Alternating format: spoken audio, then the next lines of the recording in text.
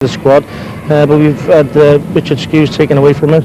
Some agent poked his nose in and tried to set him up with a Premiership club, and he felt that it was too risky, to play this last game, which astounds me really, given the atmosphere and given the occasion. But the boys are up for it. We made another late change yesterday when Rob Higgett in the team had his shoulder looked at and a scan on his shoulder, and it turned out that it was broken. So we've had numerous problems, and so Jared Murphy steps in at the 24th hour. So it's just been a tough one for us. And if you look at the bigger picture as well, what would it mean for Caerphilly to go out with a bang and actually win a European trophy? To be the first Welsh side to do so, after all. Well, it's what dreams are made of, isn't it? Really. I mean, I had a little dream last night. That it went to extra time and sudden death penalties, drop kicks from the 22-metre line, and one of our subs that came on, Lofty, Neil Watkins, decided to bang one over from the halfway line very nonchalantly. So, I mean, after he finished his Charlie George antics after that, I mean, everyone went home with big smiles on their face, obviously. Well, let's hope there are big smiles, Mark. Thanks very much indeed. All the best. Thanks very much. And there is the Caerphilly dressing room. Players getting ready under Mark Ring's guidance for this afternoon's final. Ed, you know Ringo well from Pooler days. How much of their achievements this season at Caerphilly are down to him? How much of an imprint has he had on the way they play the game? Oh, I think he's when he was playing, he had a wonderful breadth of vision, and he's carried that into his coaching career. He is very unorthodox, and he just likes to do things in strange ways, which will create surprises. It is typical Ringo that here he should be sort of saying there's a great spirit in the camp. He's saying, oh, we've got all these problems, and he's injured, and he's got his agent on the phone to me. But you can bet they will come out flying. Yeah. Whatever has been difficult this week for Caerphilly, they will be flying to start with. Do you think, Phil, he's a little too unorthodox for some tastes, and maybe that's why the atmosphere is beginning to grow outside the Majeski Stadium here? Caerphilly fans, there may not be that many of them, but they're going to make a lot of noise here today, I'm sure. They come up the M4 this morning. Lots of Queen's Park Rangers fans coming in the other direction, but Caerphilly fans were heading here for their big day, and they're going to have a good time this afternoon, I'm sure. Now, there have been other matches this week, of course. Bridgend confirming themselves as the Welsh Premier Division champions earlier in the week. But let's wrap up some of the other games that have been taking place this week.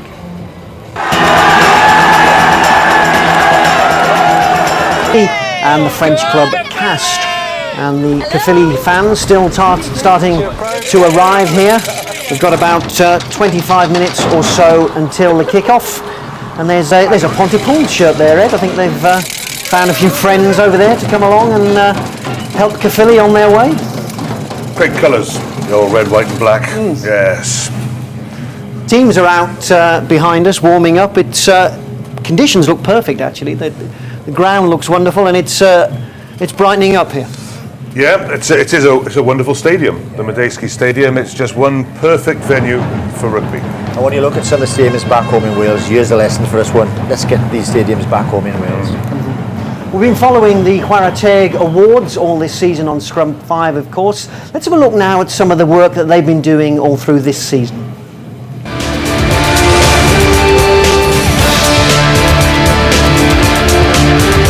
From the elite to the junior club thirds, the message is the same. Play hard, play fair. Principles that have been embraced by youngsters and seasoned professionals alike. The Dragons Rugby Trust safeguards and appreciates the interests of all abilities and ensures that the Fair Play campaign will continue to underpin the spirit of rugby.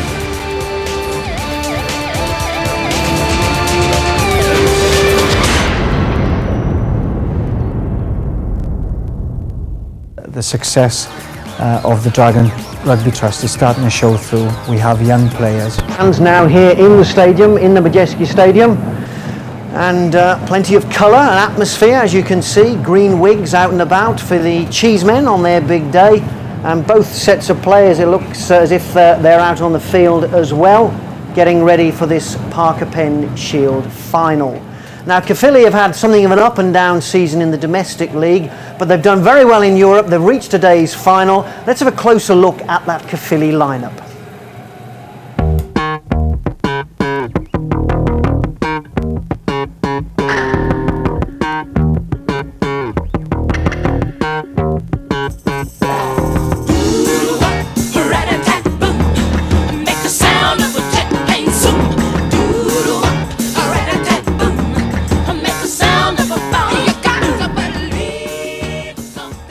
actually thrive on being the underdog.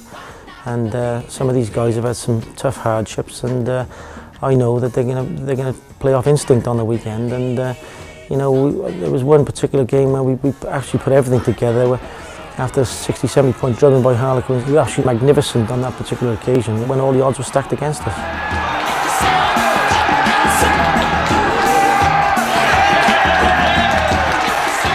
The build up to this final has been great as far as we're concerned. Fair play to the coaching staff this year. They've got other boys involved. They haven't been shy to invite other people on board, and I think it's worked well. Well, I mean, we had a special session down with Clyde Griffiths in the barn yesterday. You know, I've utilised all the coaches around me really, and you know, I had more discussions with some of the senior players regarding the build up to the game.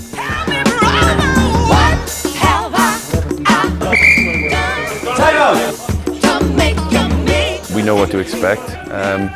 You know, it's going to be a very hard game up front. That's where the games these days are won and lost, and the French put a lot of emphasis on their forward play. So we know as a pack of forwards what we've got to do, and we've got to make sure that we're not overawed by it all, and we just go out and perform and play our game, and I'm sure we'll be all right.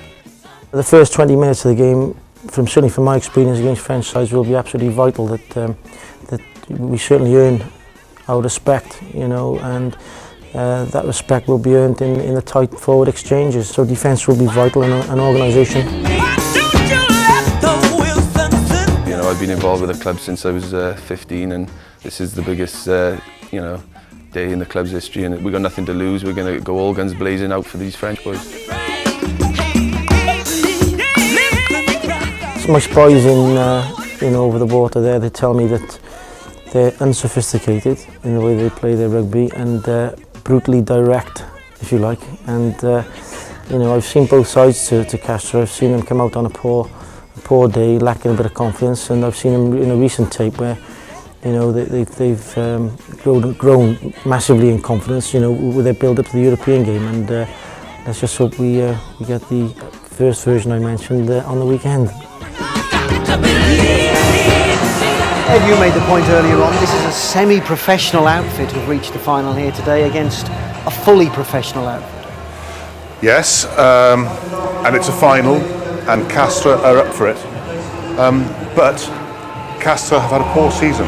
You know, they're meant to be one of the big hitters of French rugby. They reached the Heineken Cup semi-final last year to lose to Munster. And all this season they've been involved in a dogfight against relegation. If you don't get into the top group in France, you have to enter what they call the play downs, and the bottom side there goes down from the elite group. And Castres have been worried just about all season that they will be dropping out of the top flight. So they've been a club in crisis. So their confidence is low. They can play appallingly at times. They say themselves, but at the same time they can also play very well. And I think they might just strip the frills out of their game and just give it a good old battering, which hurts semi-pros. How much status do they attach to this tournament, this final here today? Oh no, it's big. It is big for them. I mean, French teams don't go with a massive travelling support. So just because they won't be here in their tens of thousands doesn't mean that it's not important for them. They have won nothing this season, and this is a big pot. It is, you know, it comes with kudos for the French. The French take Europe very seriously. So yeah, they want this. This, of course, was a side that reached the semi-finals of the Heineken Cup last season, a side perhaps that can on its day put it together. Let's have a good look, a closer look at the Castres side.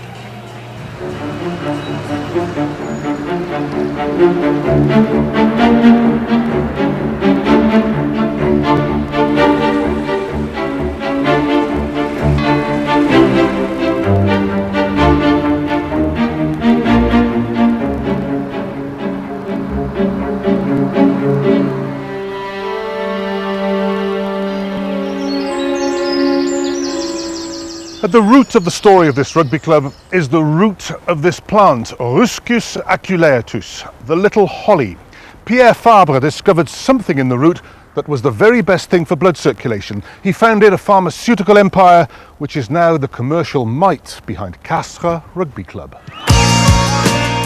Castres are among the big hitters of Europe. French champions a decade ago, Heineken Cup semi-finalists only last season. Down here, rugby and big business go hand in hand. Castres is a very, very small town. the company, Pierre Fabre is a very, very important group, and all the players, all the staff, the rugby team of Castres is a representative of this group. The other thing about French rugby is you don't just play for your town, you play for the whole region. Provincial rugby, if you like. And all around Castres, it's about granite, hard as. You're scared now, right? We can lose the game, but we mustn't lose the scrum. It's my second year here, and I know the scrumming is a big thing in France. I think it's not just with Castres. I think it's with all teams. But I mean, Castres, in one game we play it tight, next game we throw it round. I wouldn't say there's a distinct style. It was 10 years since the last won the French Championship, so it's a big season for Castres, but they haven't had a good season this year, to be honest. It's a strange mentality in France. There's not as much pressure when you go away from home as there is when you're at home. If you win your home games, everybody's happy. If you don't get hammered away from home, everybody's happy as well. So it's just the French mentality. The good news for Caerphilly is that this season Castres haven't been doing much of this. They've been stuck at the relegation end of the French Championship, what they call the play-downs. On a fait une saison moyenne faible. We've had an average season. No, we've been poor. Our aim was just to stay in the top flight. But we are laying plans for much better things. But beware this little bloke, Romain Teulet, known as Robocop. Non, mais je pense que chaque buteur a sa façon, a ses Every manières. kicker has his own style. And yeah, they do call me Robocop. But it's just my way of preparing myself for the kick and concentrating. Robocop, mais c'est une certaine façon à moi aussi de me préparer, de me concentrer. And they do have insider information on their opponents. Mark Ring used to coach me at West Hartlepool, so I know Mark Ring quite well. So you will know that he's a bag of tricks. Yes, a bag of tricks, 22 dropouts, anything's possible with Mark Ring. The form book says Castres must win. It is big Castres against little Caerphilly. Yes, but sometimes the mouse can eat the cat, and I know Caerphilly has a big motivation because the rugby in Wales is changing now, and it's perhaps the last important match for this club. Ed, I'm sure you had a convivial time out there. What did you make of the setup of the club, of the strength of the team? It's a beautiful part of the world, and they have a training facility outside the town centre set up by this pharmaceutical company, Pierre Fabre, and they have facilities second to none. Mm-hmm. But they are the big cats, and it's time for the little Welsh mouse to roar. That's the way they obviously see it, as perhaps a big side against a small side. Do they know much about Caerphilly? Are they worried about them? How much have they looked at what Caerphilly have achieved over the last few years? Well, they know about Caerphilly. They know that they are part of a Welsh scene, and there is a respect in France for Welsh rugby. They'll know a lot less about them than they would do with Llanelli or Cardiff. Sure, but they know that they are coached by Mark Ring. Yeah. They have players like Justin Thomas in the ranks, and they will be concerned. They won't be terrified. Mm-hmm. Mm-hmm. You talked about the links with business in Castres, something that extends throughout French rugby. Why is it, do you feel, they've got a relationship with their big businesses, a very cooperative relationship, whereas here in Wales, the Welsh Rugby Union seems to be quite negative, perhaps, sometimes, to some of the men who want to get involved and put money into Welsh rugby?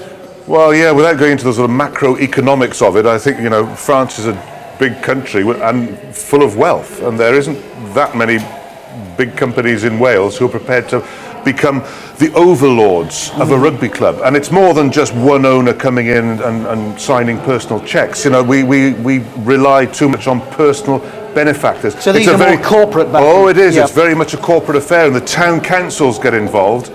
The big companies come in, and then the individual sponsors come in. It's a much more cohesive backup on the financial front in France, and really, those are it's the group sense we've got to cultivate in Wales. Mm-hmm. Okay, Gareth Lewis is downstairs on the touchline and has some team news. Gareth. Thanks very much, Graham. Well, these are the Caerphilly fans behind me. This is the team they'll be cheering on. As you heard from Mark Ring earlier, an unusual week for him, and he's got almost a full complement to choose from. Sam Cox and Andrew Williams, only real big-name absentees. Rob Higgett, of course, as well, has broken his shoulder and has pulled out at the last minute, so Jared Murphy comes in for him. Now, elsewhere, just 4 changes from that side that squeaked past Padover in the last round. And that means heartbreak for Geraint Lewis. The Silver Fox will start his last game before retirement on the bench. Tonaholo Taufahema replaces him. Elsewhere, it's Sione Tuipulotu for Owain Ashman. Joel Abd comes in for Simon Granger, and Captain Chris Ferris, the fireman, in at hooker. He'll be looking to douse Castres' European ambitions this afternoon. Now for Castres, their big absentee comes at hooker. Rafael Ibanez starts on the bench for the Barbarians against England this afternoon. They still do have a few household names though. Ugo Mola, the speedy former French winger, Christian Stoica, the Italian centre, and watch out too for Mauricio Reggiardo. You remember Colin Chavez had a bit of a spat with him in the World Cup. Now Castres certainly have the pedigree, and just looking at them at both teams warm up here out on the pitch a few moments ago, they also look to have about a stone a man advantage. I'd be interested to see what the actual pack weights are. Back to you, Graham. Time to look then a little more intently at those 2 lineups. Phil will look through the Caerphilly side, but Ed, let's have a look at Castres. Their back 3 will rely heavily on the experience of Ugo Mola, the former Test winger, and they have a big name player in the centre as well, Christian Stoica of Italy, raised in Romania but an Italian player.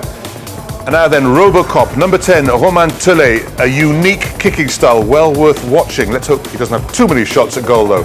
And there we have the back row. It's going to be big and it's going to be speedy, very direct. A great name in the second row, Nicolas Spanghero of the Spanghero dynasty, nephew of Claude and Walter. And up front, Mauricio Reggiardo, the Puma prop. Well, as we know, they scrimmage like hell in Argentina. And the Caerphilly side, Phil Bennett is up in our commentary point. Phil. Yeah, the back 3 very important this afternoon. Ryan Howells, rated very highly by Mark Ring, should have had a regional contract, Codin Ringo. In the centre, key man, Roddy Boobyer, lots of experience, he'll be vital. And I think possibly the key man this afternoon for Caerphilly, Justin Thomas, ex-international fly half and goal kicker. The back row, Mark Workman, been with Newport, he'll add experience in there. And great for me to see in the second row, Paul Jones, the Sommers, a young man with Letty, a great line out forward. Let's hope he can win his ball this afternoon.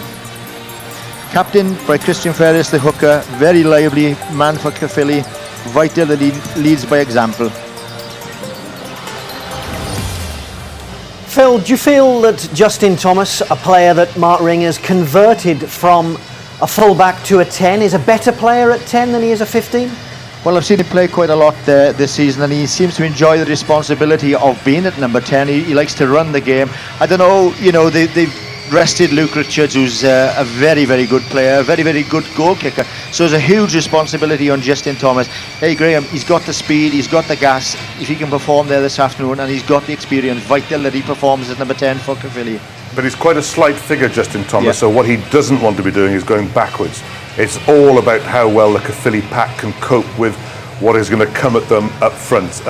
It can be done, they've just got to hang on in there, quick ball, get it away from the line out quickly. But, as we say, the unorthodox is the key to Caerphilly. We've seen them struggle in the Welsh Premier Division. Do you think they played a different style in Europe? Perhaps Mark Ring talked earlier in the week about them being a little bit more uninhibited in Europe, not so much at stake perhaps. Yeah, I think they probably are more at ease in the unfamiliar surroundings of Europe. I mean, they have played largely Italian opposition on the way here, but we know the Italians are improving. Caerphilly are semi-professional, but which means they do bring something different to the modern game. It won't be enough, but I just think they may well generate a few surprises out there. You're writing them off? I think they'll lose in the end, yes. You go along with that, Phil?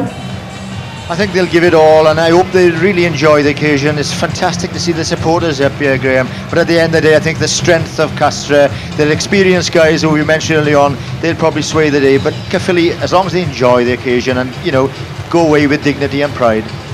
You go along with that, Gareth? Yeah, I think that very much favourites will be Castres. They've got the experience as well. This is their third Shield final. They also made the semi-final of the Heineken Cup just last season before losing to Munster. So obviously they got that experience. The one thing that Caerphilly will have, as Phil was saying, are those people. It's not the biggest crowd ever in the Madejski Stadium, but I tell you what, those who've come up from Caerphilly are making a lot of noise. Yeah, I don't think there's enemy over from Castres, and Caerphilly have come. There's about 1,000 people here, and the players will want to sort of express themselves and, you know, say thank you to them for coming up to the Madejski. And let's hope, you know, that they have a great day out here. I met them in the hotel downstairs. Somebody had to pay $2.50 for a cup of coffee. He thought he was having a 3-course lunch for that. He said back home. But no, they're in good voice. They've had a couple of beers, and let's hope they enjoy this great occasion for them. That is David Barrier, the captain and second row of Castres.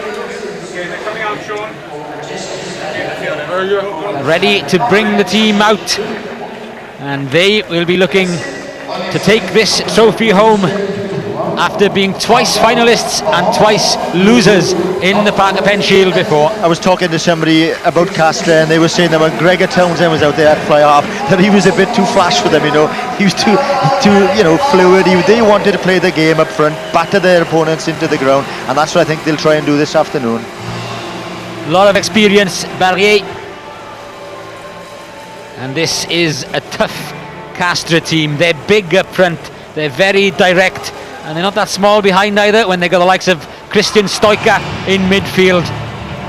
He will be more than a handful for the likes of Roddy Boobyer, Jared Murphy, and Justin Thomas will have to do a bit of tackling as well. I think that would be, they're no fools. They'll have looked at Justin Thomas. He's a great runner, but you're right, Gareth. I think they'll target their angled runs at the number 10, because Boobyer has been there, he's experienced, but I think they'll look to attack that area, and unless you're big and strong in that area, they'll get across the gain line. Once they're across the gain line, it's difficult then to stop the big men coming on the burst. Biggest day of their lives for these guys. Let's hope they can really do themselves justice. A huge moment for Caerphilly as Chris Ferris leads out his team to a massive roar, and the people who've travelled up from South Wales, the Green Army, are here in their numbers supporting Caerphilly and giving their best on the big occasion for them. Their most experienced player, Justin Thomas, 9 Welsh caps back in 95 and 96. On the other end of the scale, young Ryan Howells on the wing, just 22 years old. Big things expected of him. And Chris Ferris, who had spells with Bridgend as well as Caerphilly, will be providing a bit of experience and know-how up front as well. Yeah, and I think just a quick shot, Gareth, Geraint Lewis is on the bench today, you know. I would have loved him to have played. He's been a great servant to rugby, Pontypridd and to Caerphilly. Donal Courtney of Ireland, the captain, and Geraint Lewis, the old Silver Fox. And Mark Ring said it was the most tough decision he's ever had to make in rugby, was to choose the team for this one and leave out the players who may be on the bench or not involved in the starting lineup, and how disappointed they were. So there's no doubting at all the fact that Caerphilly have a great spirit. Will that spirit be enough to bring a trophy back to South Wales is the big question. Justin Thomas gets the Parker Pen Shield final of 2003 underway. Castres, very firm favourites. The Frenchmen, Caerphilly, have had to do it the hard way, if you like. Just getting through against Rovigo, Parma and Padova on points difference. But they've made it to a final, and it's a big end of season for them.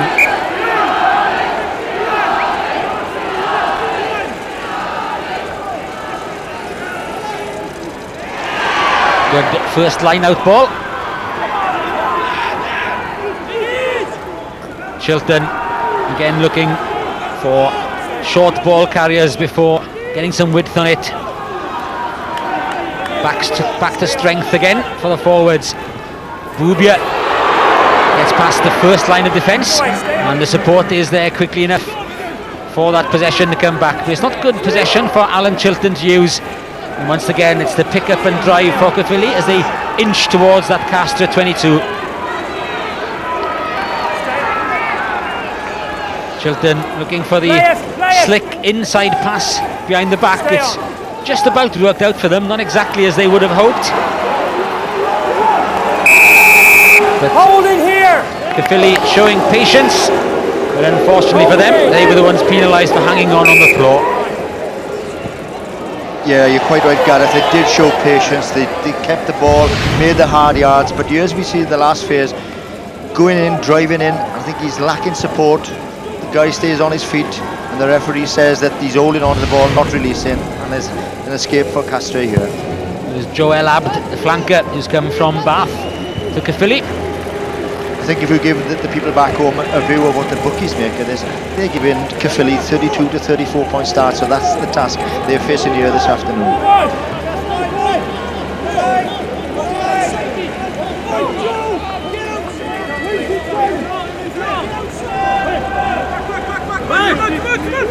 Towards the tail, but too long in the end. It was over the head of Guillaume Taussac. And Caerphilly have the advantage after the slight knock-on at the line out by Castres. Boobyer again, just getting over the gain line. Chiltern to the blind side, but out on the full. And I think Roddy Boobyer has got a task to play for Caerphilly this afternoon. You know, he's got lovely light feet, he's getting on in years, but he can break defences down like his brother Neil with his sidestep. And I think Roddy Boobyer, give him the ball quickly and he can create a bit of panic in the Castres back division.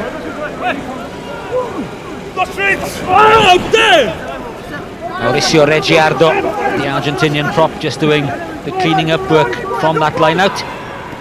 Albouy to Teulet. Stoica, the big man in midfield, but well marshalled that time.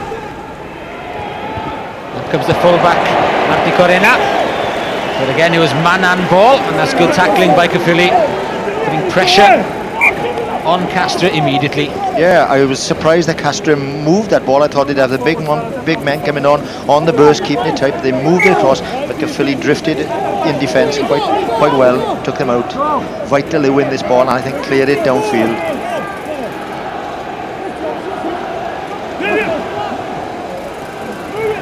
Nicely taken by Paul Jones. Gone forward here. It went forward, says Donal Courtney. He seemed to leave the grasp of Paul Jones, but it's a Castres scrum. Now then, let's see if they do try and exert the pressure at this phase of play. When in fact, the pack weights Caerphilly with a 2-stone advantage. Now that's a surprise. Stoica came on the short ball, was a dummy runner though. Marticorena on the 22, and that's good play by Caerphilly. Well, Joel Abd knocked the tackler, and Roque was there, had been formed, says Donal Courtney. It's a bit unfortunate on Caerphilly. Well, Abd was on his feet, but the referee says he wasn't the tackler and shouldn't be getting hands in there.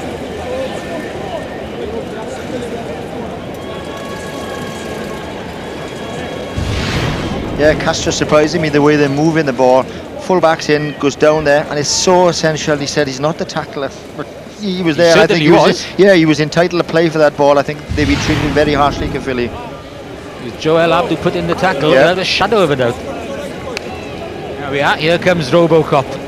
The style of kicking that Eddie Butler was mentioning earlier. Romain Teulet.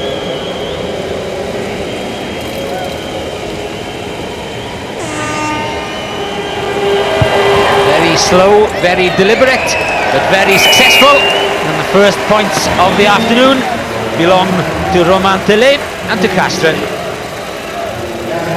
Yeah, Castres surprising me early on. I know the conditions are perfect. They're moving the ball wide. I thought they'd stick it up the jumper early on and drive.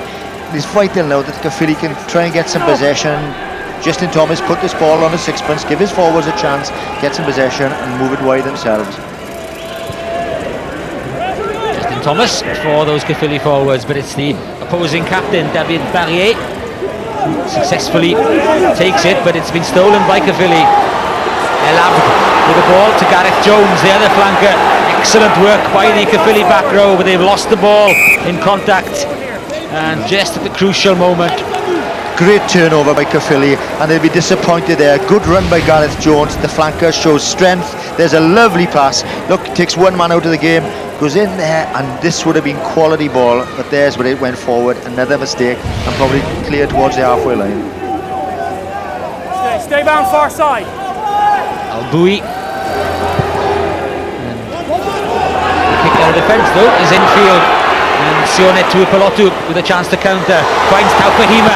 Taufahema is a strong runner. It's a fine tackle by Albouy. And it's robbed by the hooker, Vigneaux. And Albouy straight back up on his feet.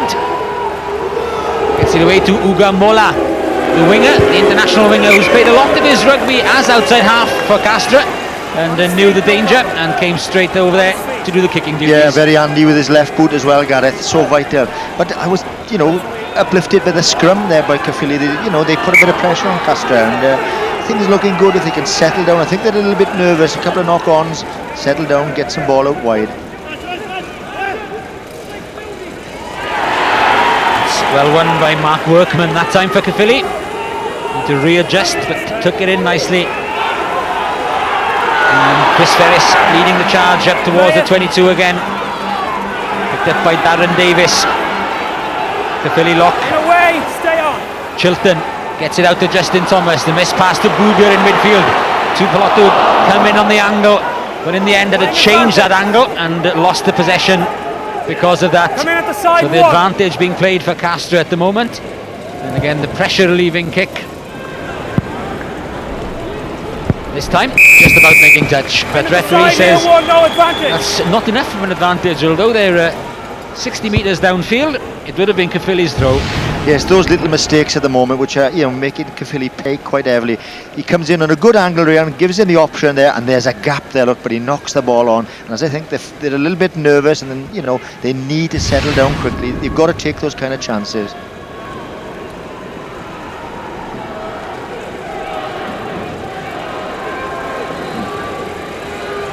Well, we've had a couple of heavy showers in between the sunshine before the kick-off, so maybe that's just making the ball that little bit greasy and slippery.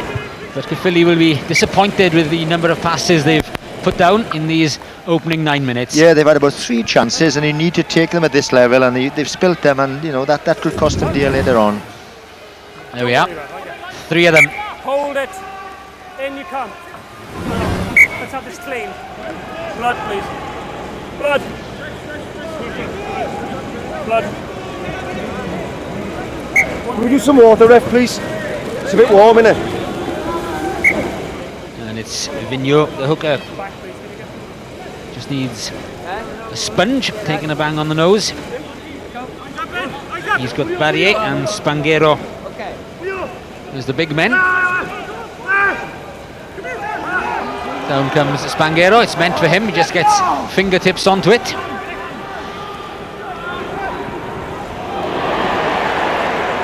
Castres' turn to drop it in midfield that time. Doesn't look as though Caerphilly get any advantage. And indeed, they don't just get a scrum, they get a penalty. Good tackling in midfield by Caerphilly. Stoica came on, this big strong Italian on the burst there, but he took man and ball and was knocked down.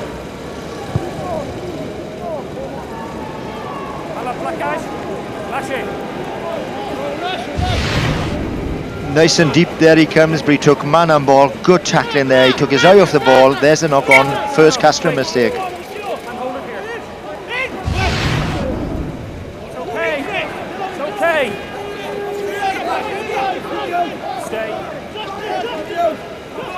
Albouy to the blind side to Vigneaux.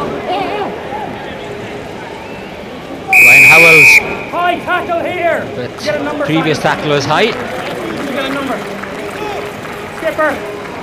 Skipper. And Donal Courtney wanting a word with Chris Ferris as well. I didn't get a number, neither did the touch judge, okay? All right, yeah. Okay, have a word. All right, yeah. Okay. Can be a bit finicky, Donal Courtney. And we've heard a lot of whistle in the opening 10 minutes. Yeah, I just hope he lets it flow, Gareth. As I say, it's a great occasion for both sides, especially Caerphilly possibly. And I hope he's not too picky and the game flows like we saw on Friday evening. Let's have a look. They worked the narrow side. I didn't see what the high tackle was. Well, took him by the collar really. I don't think there was any viciousness in that. And he has been a bit finicky. have a look again. He's going through. Perhaps he did catch him around the throat area, but I don't think he did a lot of damage.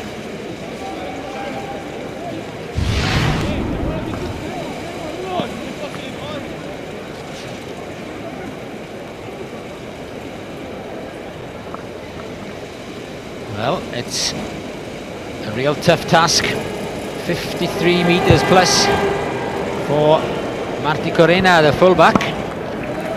And he pulls it wide. It proves too difficult for him. So it looks as though the outside half will take the short range one and possibly the fullback for the longer range.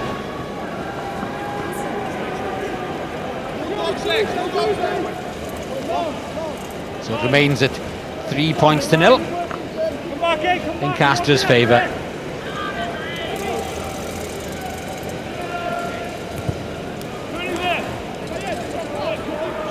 Mola just watching the bounce. It's a good burst from Taussac, the big number 8.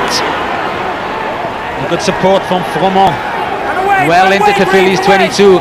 Albouy finds Taussac once again, willing to take the ball on. It's 2 surges from the number 8, very prominent in that move.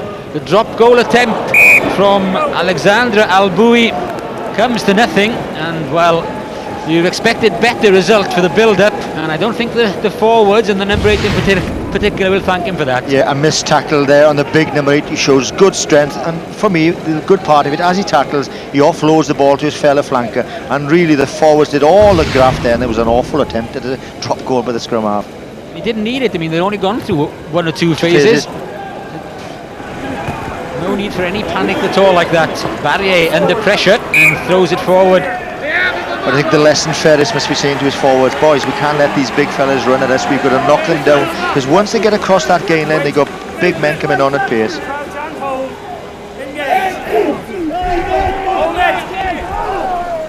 Stay bound far side. Workman with a pickup takes out 2 back row defenders, but the ball breaks for Teulet. Stoica, Roque in midfield as well. Play it. Loose play though, and it's picked up by Boobyer. Boobyer looking for a way through, sees Froment and then Garcia blocking his way. Chiltern and Justin Thomas in the end, just happy to relieve the pressure and put it out of play far side. But all that pressure came from yet another Caerphilly mistake. Mark Workman picked well up at the back of the scrum, but lost the ball, which gave the Castres backs possession, and really you can't afford to make these mistakes. I don't think Castres got the most exciting backs in the world, Guy, you know, so Caerphilly can win a little ball and play the way they normally play, then I think they can rattle them a little. And that was Mark Workman, who obviously felt the effects of that tackle, which maybe dislodged the ball. Capo couldn't hold on to that one, and it's turnover ball for Caerphilly. Boobyer tries to slip it to Ryan Howells, who'd come off his wing. But it's very untidy at the moment, and the feature of play is that neither side can really hang on to it long enough to develop any passages of play. I was just going to say, there's no pattern to the game. Nobody can hang on and set up another phase, and another 5 or 6 phases. It's very, very loose. Lots of mistakes by both sides, and the game hasn't settled down at all.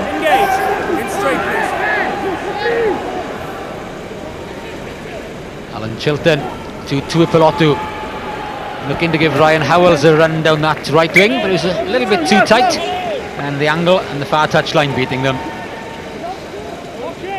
Ryan Howells, very well thought of by Mark Ring. Good prospect. He's got 5 tries in the competition so far. Back off. Both sides open. And Howells drifts across midfield. There's Castres. Put some big men in there as well.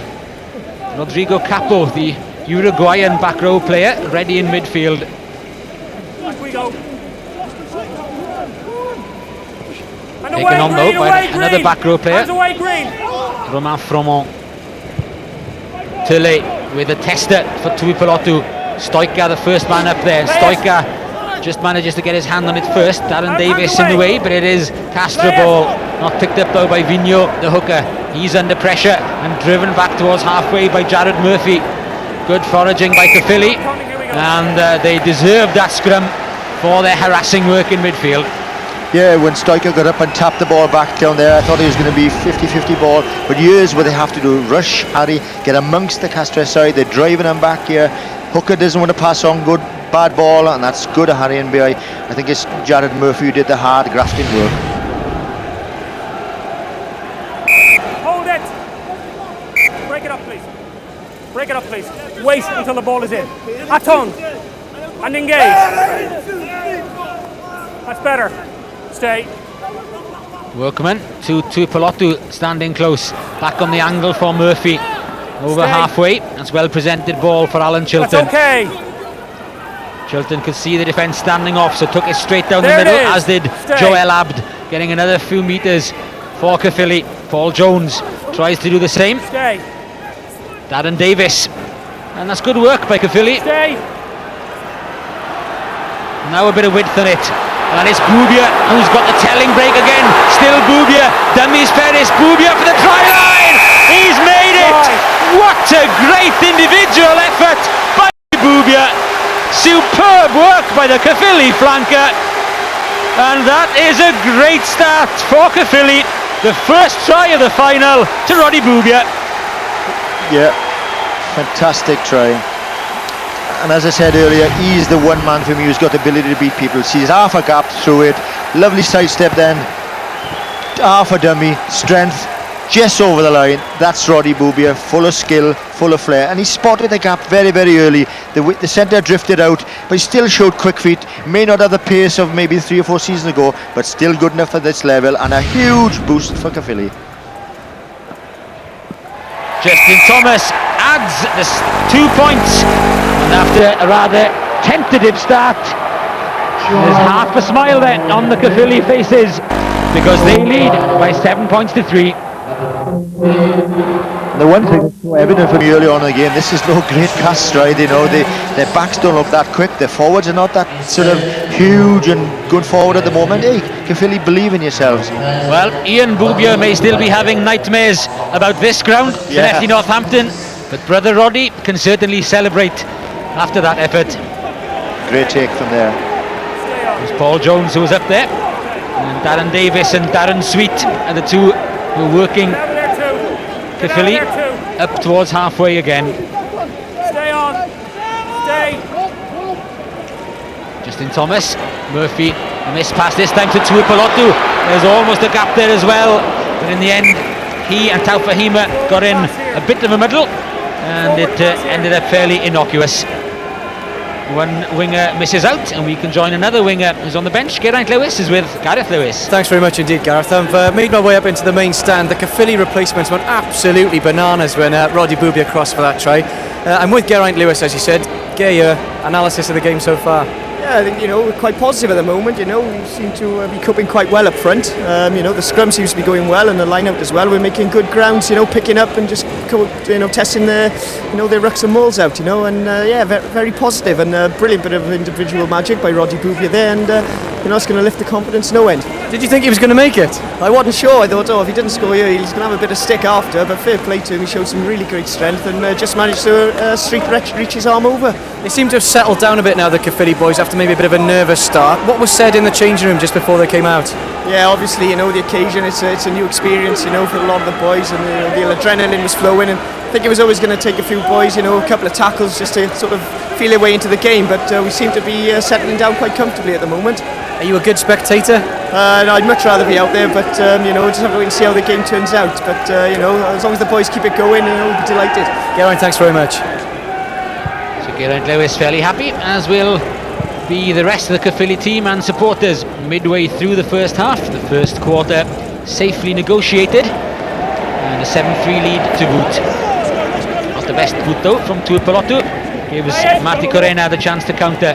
There was Tuipulotu across to cover. Chiltern looks up, sees that Justin Thomas is there, and just touched in flight, and it's Taussac who's back there, and not the best of kicks from the number 8. Chiltern, and immediately Caerphilly look to get some width on it. That's Holo Taufahema, the straight route from the winger. Stay on. Hands away, Blue. No, play it. Warning for Castres to keep their hands off it. It's a terribly slow ball for Caerphilly. Not really anything they can do with that, and in fact they've lost it. Stoica to Vigneaux, to Ugo Mola. Mola tries to keep it alive and does. And the hooker, Vigneaux in the movement for the second time. And then Stoica just piling Joel Abd out the way. But that is tenacious work from the Caerphilly flanker. Yeah, Ugo Mola, an international, shown no respect there. He tried to be a bit flash, and here's the hooker who's been involved quite a few times, but a great tackle there, knocking him down, and Stoica doesn't like that very much, driving him over the line, but you can't pay these fellas any respect whatsoever. You've got to pile into them, and that's a great tackle by Alan, the flanker.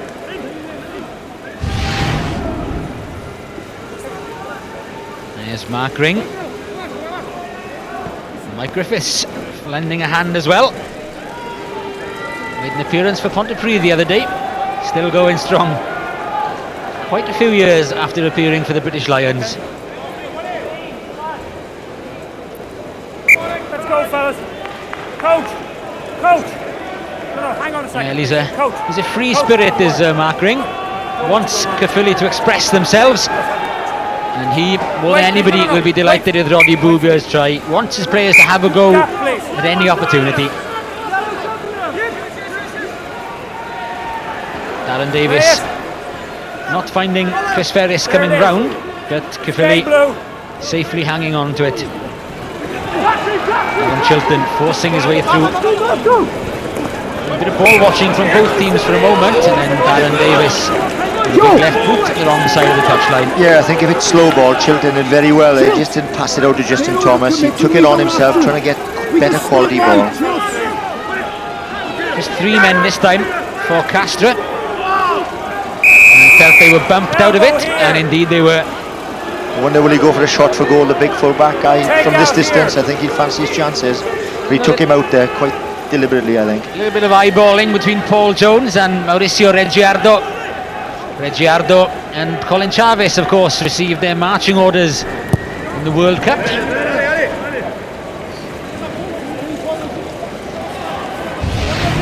This line out, it's only a 3-man line out, and look, you can see just the elbow going there, I think, from Paul Jones, and quite deliberate in front of the referee, and he's given Castres a great position now, line out in the Caerphilly 22.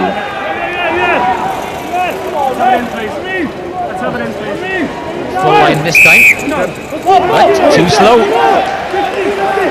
Yeah, and when they've got giants in the line out, there's no need for delay like that. The referee asked him on 2 occasions whether he understands English. I don't know. There it is, stay away from it. Justin Thomas off his left foot that time. Not really getting much distance, but getting it safely out of play. There is the website address, just 1 game to go this season. And that's Wales against the Barbarians next weekend. It's well worked between hooker and scrum half that time. Vigneaux and Albouy. Albouy finds Garcia, the prop, taking it at this time. Teulet, not the best of balls for the outside half to swoop down to pick it up off his toes. Sebastian Roque, bit of a loose pass in midfield, and Castres just going backwards. Marticorena finds Froment. And it's the back row in particular that have been most prominent for Castres when they have been going forward. Stoica, Murphy really sped up on him too quickly, and it's given Stoica the chance to use his strength and use his bulk. Get support as well inside the Caerphilly 22. There's a massive overlap going left. Caerphilly desperately trying to plug the gaps. Spanghero getting within 3 or 4 meters. Albouy to Teulet. Vigneaux in midfield. A little pass back inside. Caerphilly defending as best they can. Castres recycling it well that time. Mola finds Taussac. Taussac gets support from Reggiardo. And it's Mauricio Reggiardo who's knocked it on. It's not been given as a try. Knock on, and it's a penalty though for offside in midfield. And Castres made real heavy weather of that. They should have got on the score sheet They'll have to settle for a penalty. I tell you what, they had a 5-2 overlap on one occasion, just quick hands, move the ball, and they're strolled in there. I think they'll go for the 3 points, but they'll be bitterly disappointed not to have scored an easy try there after Stoica created havoc in midfield. There's the overlap, just simple hands, draw, give the ball. Look, 2 men free on the outside there, and that was very, very poor play. Well, the 2 props got in each other's way. Garcia knocked it on, Reggiardo picked it up. Too late.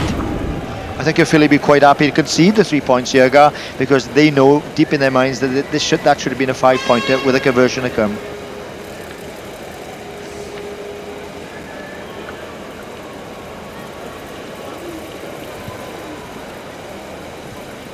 So it's back to the robotic Roman Teulet, and he puts over his second successful penalty of the afternoon and brings Castres back within a point. I think another warning for Caerphilly. They've defended so very well, but on that occasion Stoica just burst through the midfield, took 4 or 5 people out of the game, and that in the end enabled the overlap. But just simple handling should have been there. Stoica, look, he's so strong, so powerful. How many tackles does he burst out of the way? 4 or 5 tackles and gets the ball away. 6'2" and 17 stone. Unless you put in that first tackle, you're struggling.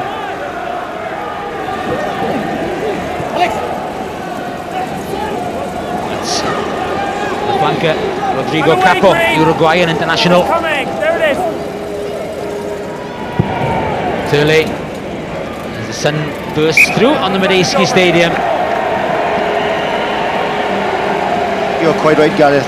The thing, the only aspect of Castres' play that I've respected and enjoyed has been the back row play. They've looked good with ball in hand. Otherwise, this and Stoica's burst, they don't look a great side. You know, Caerphilly must take a lot of encouragement for this.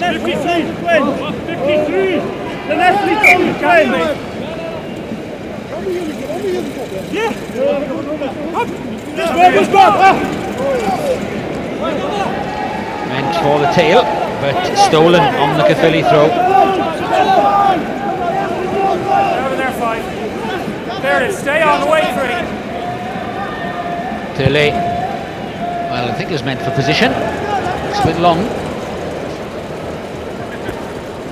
Bounced behind the try line, then back into play, so it's a bit fortunate for Castres. Tuipulotu downfield to Taussac, who's covering again. Taussac picks those knees up. That is a good tackle by Chris Ferris. Reggiardo, Stoica looking for the handoff again. There it is, laid back to Barrier, the captain, up to the Caerphilly 22, but he's lost it on the floor. So can Caerphilly work it away? Safety first from the 22, and that'll do nicely.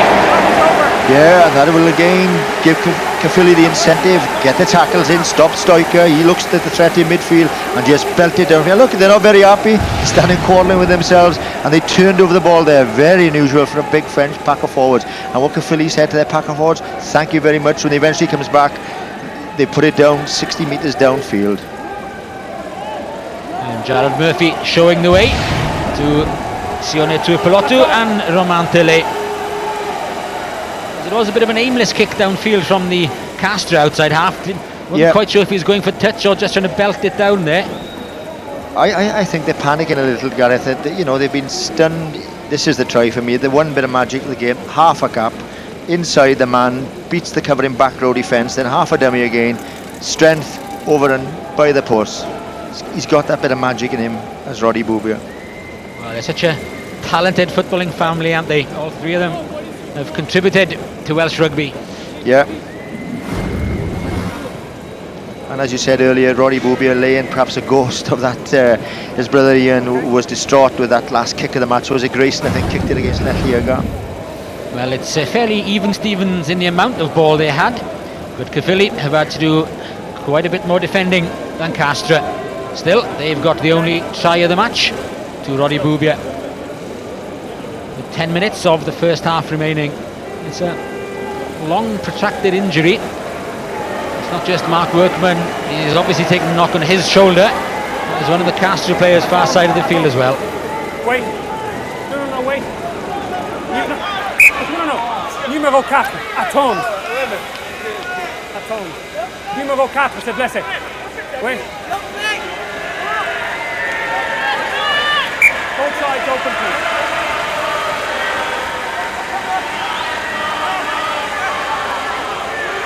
Taussac at the tail for Castres. It's okay. Again, not the best of balls for the scrum half, just dropped down. And it was just as well that Vigneaux was there waiting to support again. Taussac on the inside, but again the outside half, Teulet rather unsure. Stay on.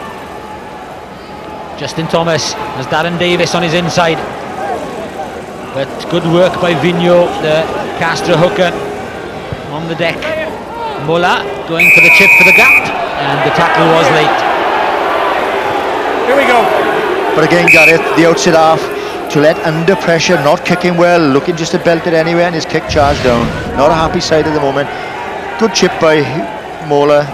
Bit of a dive as well. He stood his ground, and okay, it's a penalty. But they're panicking. They're not playing with confidence at all. But that is a great kick. That's a superb kick from Teulet. Left-footed, spiralling for the corner. And he had a precious little angle to work from as well. So this has given Castres an excellent position. And looking at the forwards coming towards the line, there's not a great deal of sparkle and sort of step in them at the moment. You know, I think they've been rattled by Caerphilly, but this is dangerous. 10 metres from the line, could be a rolling maul or Stoica in midfield from the line out. Full line, they go for Spanghero and he takes it. Reggiardo comes on the peel, so does Garcia, the other prop. Vigneaux is in there, so is Capo. Stay on, Green. Won't be able to drive from there, but two back row boys are out in midfield.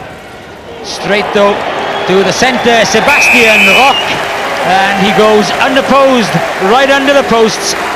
Maybe Caerphilly were expecting the big men, either the back row or Christian Stoica, but it wasn't. It was Sebastian Roque who got the Castres try that puts them in front.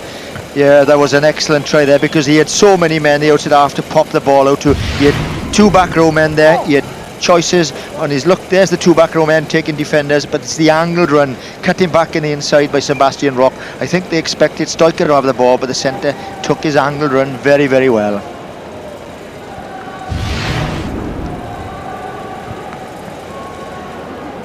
Yeah, the presence of all those big men, Froment, Taussac, and of course Stoica, so threatening.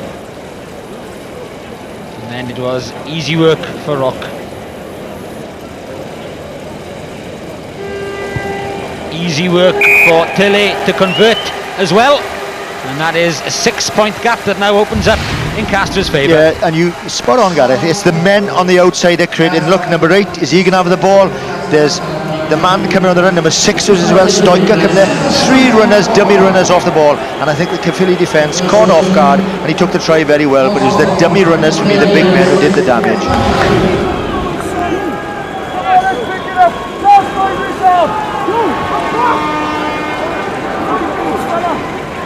Perhaps a little bit unexpected from Castres. Maybe Caerphilly are expecting the line-out drive initially. They spread it a bit wider. Maybe they're expecting the big men as well. But no. So that's good work, good thinking by Castres. And that's a lovely take by Spanghero. Famous name in French rugby. He's the nephew of Claude and Walter. The rugby down in Narbonne. Son of Guy Spanghero, Nicolas. Tell you what, Gareth, I had the privilege of playing against Walter and Claude, two of the great forwards that I've ever played rugby against. Huge guys, but great with ball in hands, and there they'd be very proud of this man taking that fantastic, one of the things we cannot do very well in Welsh rugby. He made it look easy.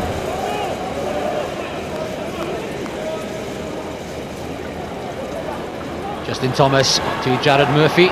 Ryan Howells comes back on the angle, but that's very poor play indeed. Really sloppy, and it's given the chance for Castres. Arbo hasn't had much of the ball on the left wing. Looks inside and finds Marticorena there in support as well. This is danger for Caerphilly. Albouy couldn't get his pass in, but the possession is still there once again for Arbo, the winger. That's more secure that time. Teulet with the cross kick high up into the air. It's only Taufahema there. Mola bumps him off, and it's the flanker Capo who tries to force his way in the corner.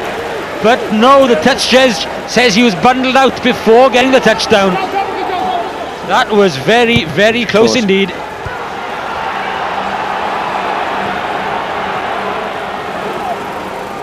And it all stemmed from Caerphilly's mistake in the first place. And have to make sure of those passes. Justin Thomas looks to set up the counter. Sees a lot of blue shirts around him. Not too many green there in support, and it's stolen ball again for Castres. Mola at outside half again. Takes on El Abd, almost beat him. Needed Murphy in support to bring him down. Albouy, nice take from Teulet. Has Froment on his inside, so is Arbo, the winger. Arbo shrugs away the first tackler. Arbo for the corner. Oh, just the ankle top stopped him. Romain Froment in support. And there's more and more pressure coming on the Caerphilly try line, but Castres just cannot nail it. Yeah, they're making hard work of scoring. Off we go again. Good play by Caerphilly, taking it quickly. Quickly taken to Gareth Jones, the Caerphilly flanker. Ryan Howells with a pickup. And that's good thinking by Caerphilly, not letting Castres settle down on it so near their own try line. Darren Sweet drives into Spanghero, makes another metre or two as well. And this is one aspect of play that has worked pretty well for Caerphilly this afternoon. Just the pick up and drive, gaining an extra couple of metres. Very crowded blind side. Ryan Howells comes back towards the forwards. Darren Davies picks up. Chiltern, a little chip over the top. Back there is Albouy. Fine tackle from Howells on him, and stole it as well. It's excellent work from the young winger. In the end though, loses out to Guillaume Taussac, the big Castres number 8. And Stoica has gone back deep, looking to kick the ball out of play, and that's exactly what he does, and makes sure it's way in the middle of the stand so that Caerphilly can't take the quick one again. Yeah, there's the Gary Owen, there's the catch and take by the flanker. He thinks he's gone in for glory here, but that's a wonderful tackle there. 50-50, the touch judge spot on there, just out of your shot. He said no, he hit the flag, was a touch and go before he got the ball down. That's Rodrigo Capo Ortega, the Uruguayan international. He's got half a dozen tries in the competition already. As we keep on saying, Gareth, the back row has been the dominant force with Castres so far. And as the sun comes out and the game picks the pace up, they're trying to get some water on board. Yeah, lovely angled run there. You think they're bound to score here. There's men on the inside. Great ankle tap. Look, and he can't get up. There's with the flankers there again. But again, defence there. 2 or 3 Caerphilly men tackling very well. How many minutes have you got left? It seems as though Taussac is doing the hard work. He's back covering. He's getting some tackles in and ripping the ball. And then you see the other 2 flankers, Froment and Capo, roaming around the field. Yeah, exactly. But I think Mark Ring and his coaching staff will be quite. I think there's Mark not showing a lot of feelings there, but I think he'll be quite happy there, because I don't think there's a great threat behind except for Stoica and the back row with Castres. Caerphilly certainly not overawed in this first half, which is drawing to a close. Some 40 seconds plus injury time. There's been a fair few stoppages in the first half, and it looks bad news for Caerphilly. And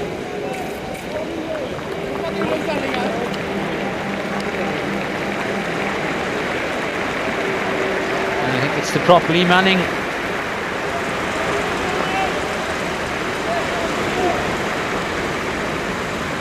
And if they'll be able to patch him up during the interval, which is fast approaching, and whether they'll have to have a permanent replacement on the field. Go on, back. But what a moment, what a great moment, because as Lee Mannung goes off, then Billy Bilton comes on, and he was 44 last Monday. Incredible servant he's been to Caerphilly rugby, and what pleasure you can say as a commentator that somebody older than yourself is still playing.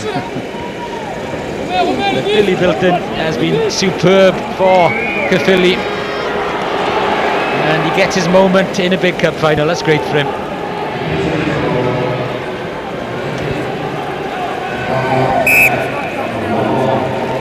Yeah, I think it's vital now that Caerphilly concentrate. What they don't concede is another try or 3 points before half-time, and if they go in 13-7 or they can grab a few, I think they'll be delighted with their first half performance. They won't be afraid of this lot.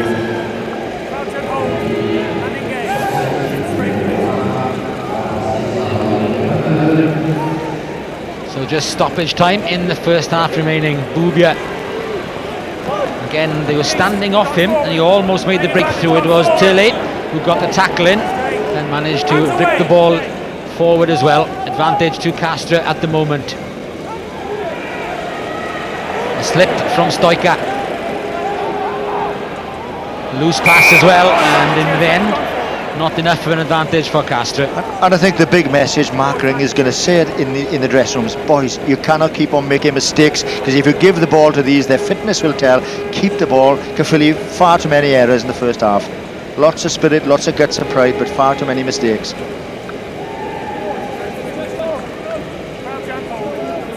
Yeah, making notes, and one of the notes will be, boys, keep the ball, don't lose it. Taussac with the pick-up from the base of the scrum, linking with Albouy.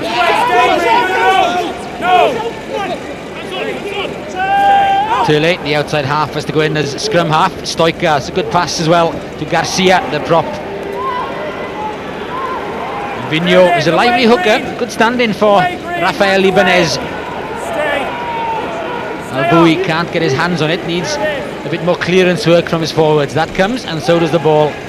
Missed pass by Teulet, picked up by Marticorena. Left behind and picked up by Gareth Jones for Caerphilly. Good support from Ryan Howells. Justin Thomas to Murphy. And it's the two front row boys, Reggiardo and Vigneaux, who were defending the midfield for Castres. Bilton with a feed in. And away, there it is. El Abd with a drive forward. Good take by Tuipulotu. Look for somebody coming on his inside. Mola bringing him down, but Tuipulotu keeping it alive. Darren Davies. Stoica not taking the dummy, but it's still Caerphilly ball. Ferris needs support, and then Justin Thomas has to do the bridging work that time. Chiltern. Marticorena back there. Taufahema trying to put him under pressure, but bags of time for the fullback. Yeah, and I think he'll run it. Gareth spot in space, maybe on the wide outside. Sebastian Roque, the try scorer for Castres, caught on his own 22.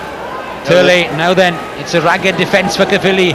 Mola has Stoica on his outside. Mola is quick, has support on the inside as well. Arbo, the other winger, was there, but they couldn't work the switch. And again, what was a promising build-up, much to the frustration of Froment, comes to nothing.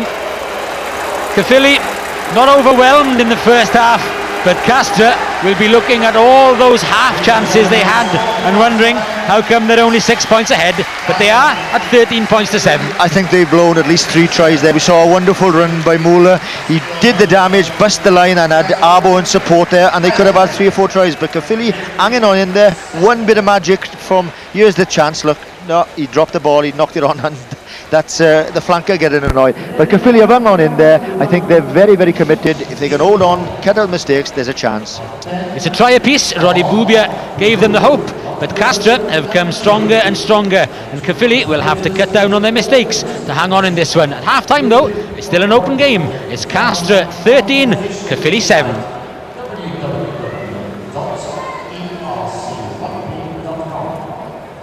The story of that first 40 minutes then. Castres taking the lead with a penalty from Teulet after 5 minutes.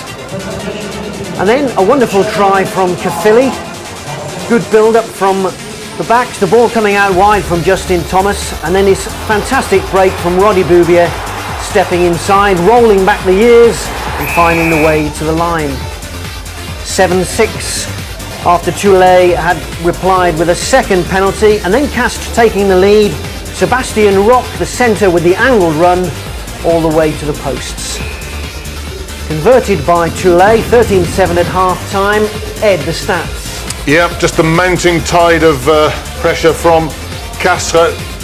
Slightly more territory, slightly more possession, but no real sign there of how they have controlled the game largely, and yet they've made mistakes. The handling errors, 8 by Castres. So, I mean, it's very difficult for Caerphilly, but they're still in there.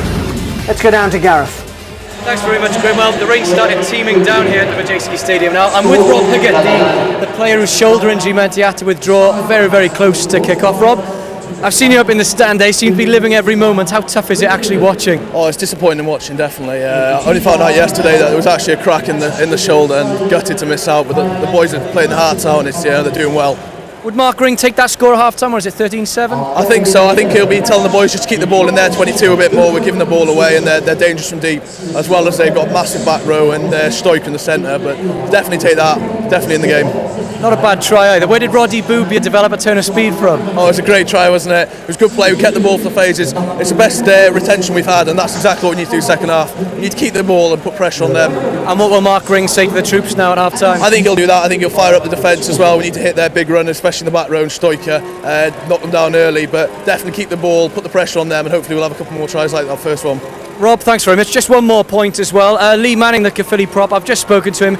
He's damaged his medial ligament in his knee, so he won't be back out, unfortunately, for the second half. Thanks very much, Gareth. Ed, 13-7, still anybody's game. Well, of course it is, yes. But there are just signs that Castres are settling into their game. I mean, their handling skills have been quite poor, and at times you could say that Caerphilly showed all the signs of flair and imagination and better handling skills, but there is just this mounting sea of blue coming their way, and it's going to be a long second half. They put down a few tries, didn't they, perhaps? They did, first half, but there was also some fantastic Caerphilly defence. Yeah. And of course Caerphilly rattled them early on, and it was a truly well-constructed effort. Great work by the forwards here, both second rows involved. Paul Jones driving it up first. Darren Davies also taking the ball on. Good clearance, quick delivery, then the sudden switch of play, and then it's just all the individual effort here. One man beaten, two men beaten, 3, 4. That is just sensational running by Roddy Boobyer. And here we have it. He got everything. There's a bit of a handoff there, bit of good balance, half dummy, and finally the strength. I mean, it was just the complete try. Yeah. Here we have it. It was well constructed from the very first move to the last. The forwards took it on. That's the unorthodox play. 1 second row Paul Jones standing off. And look at Darren Davies. Times his angle and his run well. Makes 3 or 4 yards over the gain line. The quick delivery and the switch of play. The one miss move. And that's what it's all about. It's all about the forwards creating the hard yards. And it just releases enough space and time for the backs to suddenly show that they can, perform 1-on-1, 1-on-4. Phil made the point that Roddy Boobyer may have lost a yard or two in pace, but if you pick the right angle, you prove you can get there. You can. It's just all about patience, control of the football, quick recycling. Of course, the more you want quick ball, the more likely you are to lose control of it. So, I mean, it was just perfection by Caerphilly because they did everything neatly and tidily. They bombed a couple of chances after that cast, but then finally they did get that try under the post. And again, this is well worked because it comes straight from the line out. As Charlo said, you expected the huge drive to come on, and Caerphilly defend that very well. In fact, they even slow the ball up. But it's very, very imaginative running from now on in. Here goes Teulet, and it wasn't just the running of Sébastien Roque for the try. It's players on the inside shoulder of Teulet and the players running even harder angles outside him.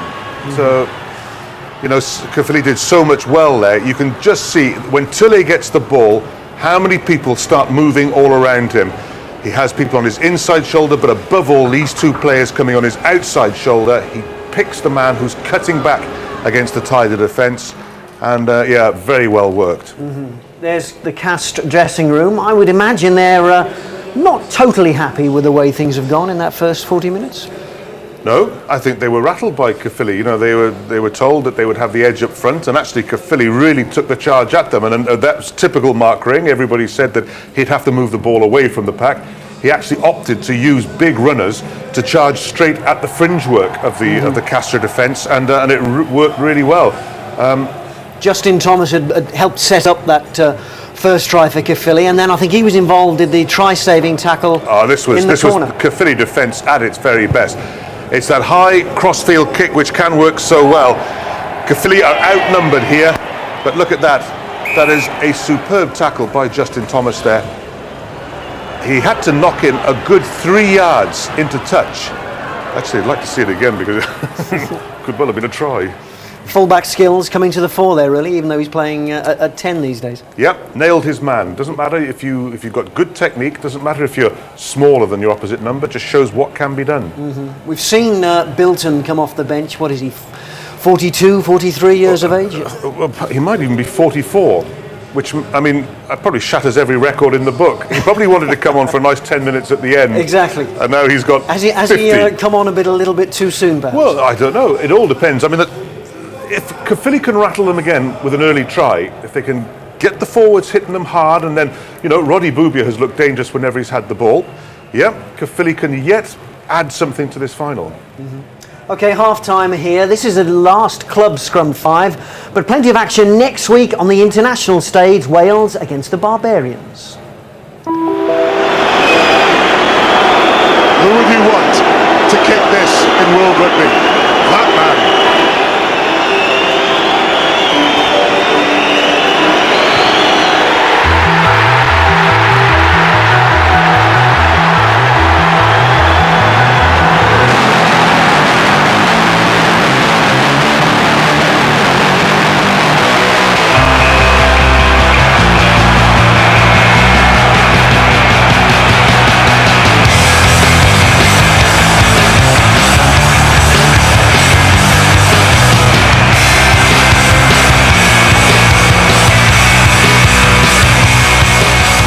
Just looking forward to it. You know, I think it's good for myself. I've had a couple of good times with the Barbarians as well, so it's nice to play against them. Obviously representing Wales to finish on a high, hopefully.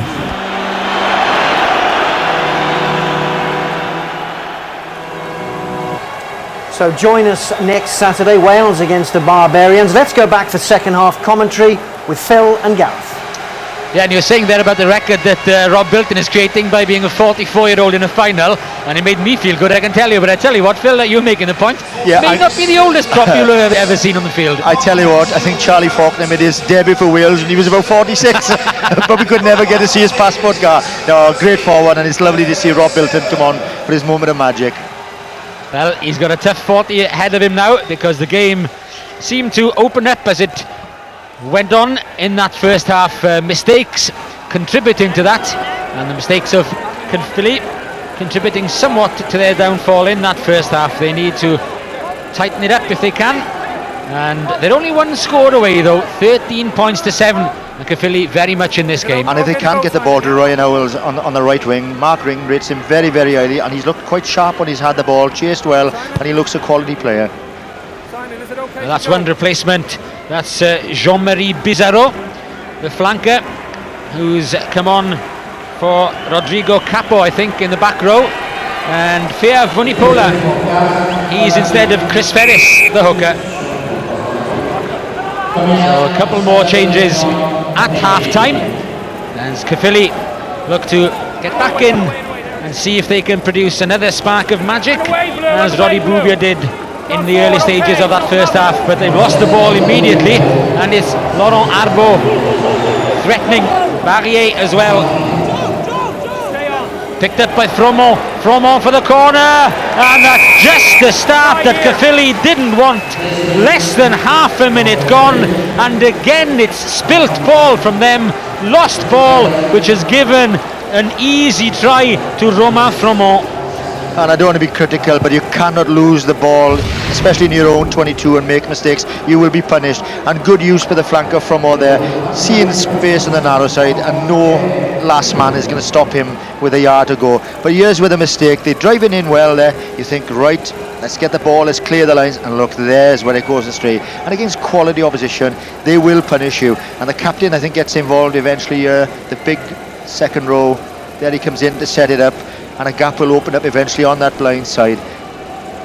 There's the big fella coming in, driving in, and there's nobody on duty there. And what hope as a foot is it the outside half of Justin Thomas? I think no chance, and big blow to Caerphilly. Froment gets his 4th try of the competition this year, and it is a real blow to Caerphilly.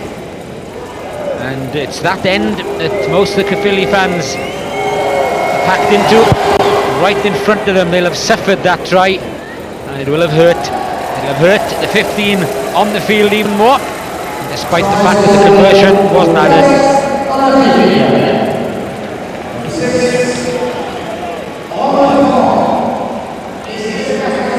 So immediately Caerphilly have to start thinking of 2 scores, and that puts a real different edge on it because they're chasing the game now.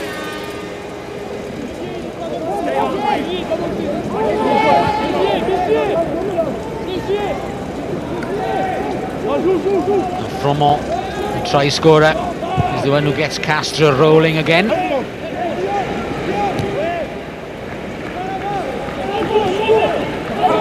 Stay on blue. Stay blue. Chiltern.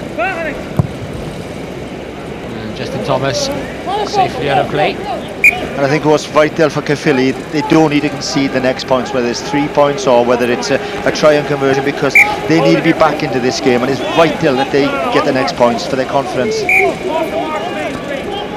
Off the mark, Green.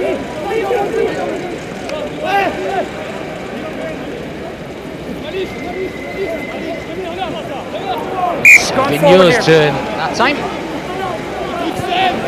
Obviously disappointed in himself. Ball away. Ball's away. No, nothing. So 2 changes in that front row for Caerphilly. Vunipola now taking over the hooking duties alongside Rob Bilton, but it's the crooked feed from Alan Chiltern that's punished, and that's Jean-Marie Bisaro, replacement flanker for Castres. Oh, almost an interception, but if Castres can get this quickly out left, they could have men going spare. Teulet, Taussac, Marticorena cuts back inside. Again the pressure piled on Caerphilly, but the Castres forwards dive over that time, and that is a real relief for Caerphilly.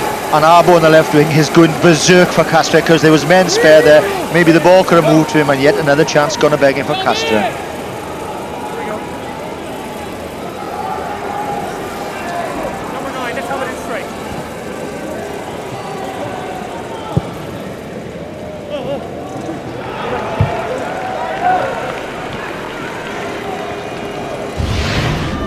This is good handling by the Castres backs here. They've got men on the outside. I thought he should have just passed the ball simply there, because Arbo was free there and he could have got in the corner, but he went inside there, and there's where the referee said, look, not staying on your feet, going down, but another golden opportunity going to beg in, and the winger in the background going berserk. That's Geraint Lewis ready to come on.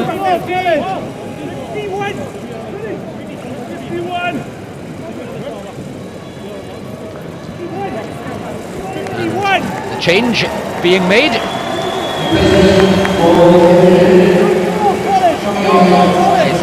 It's Tuipulotu who's coming off.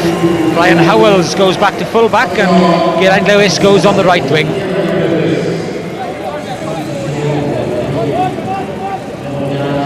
And Davies linking with Mark Workman. Justin Thomas inside his 22, and that's a nice strike. And we can rejoin our touchline reporter, Gareth Lewis. Thanks very much, Gareth. We're out in the stands again. I'm with Caerphilly captain Chris Ferris. Chris, it must be tough to come off at half-time. What's the injury problem?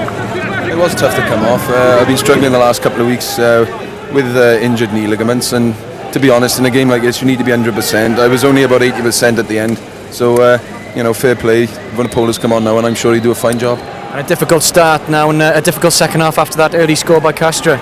Well, two early easy tries now. I just hope the boys regroup and take the good work in the first half into the last half hour. And it's great for Geraint Lewis to come on as well, isn't it? Yeah, fantastic occasion for Geraint. Good way for him to go out of rugby, playing in a final. So we wish him all the best. He's been a great clubman as well for us. Chris, thanks very much. And that is Geraint Lewis getting his first touch. Remember, a very late cup final try he scored for Pontypridd against Leith to win the cup final for Pontypridd a couple of seasons ago. And this his last game for Caerphilly. It's a neat kick from Albouy. There could be a gap there. Oof, that was dangerous because Roman Teulet had sensed what the scrum half was doing. It was a lovely kick by Albouy. And they came very, very close indeed. There was a glorious kick there, and the outside half, I think, going for the ball there. Whether you went for it 100%, knocked it on, a little bit of vision, bit of skill, spotted the gap there, no full back at home, and there's the outside half going up for the ball, but 50-50, spilt the ball. Wasted a lot of chances this afternoon, Castres, and I think Caerphilly have to get away from this danger area, get back into this game very, very quickly. Let's have a good look at this scrum, see if they put him under pressure. Stay bound, far side. Oh, Castres get a good scrum. It's picked up by Froment, and he's over again. And the flanker is winning this one for Castres by the look of it. 2 tries for Romain Froment in the opening 7 minutes of the second half. Destructive scrum by Castres, and a simple plunge over for Froment. And we thought this would be the aspect of all the game, but they drove in there where there was a lack of concentration or just the strength telling. Out it comes, and Froment, who's been outstanding this afternoon, you don't stop a man of that strength from that distance. Disappointment for Caerphilly. First the wheel, then the drive, and look, the hooker pops up, or Bilton pops up, and there's the flanker, getting a very, very easy try. The hard work done by his front 5.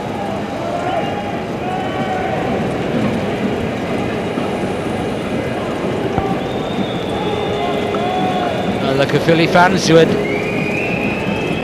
fair old reason to cheer for the first half hour and more have been silenced at the beginning of this second half. The Caerphilly team really need to dig deep now.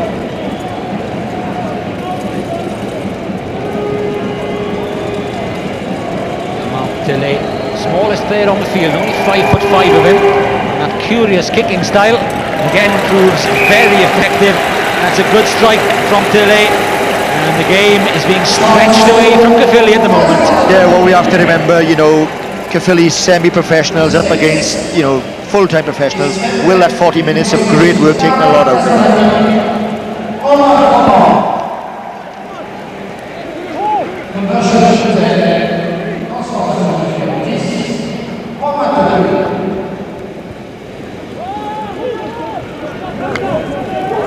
With another change, there is number 18 with a green and red scrum cap on, with Simon Granger, open side flanker, coming on for Gareth Jones, looking to get a bit more pace on things for Caerphilly, looking to spread the ball now, doubtless, and trying to claw back this 18-point deficit.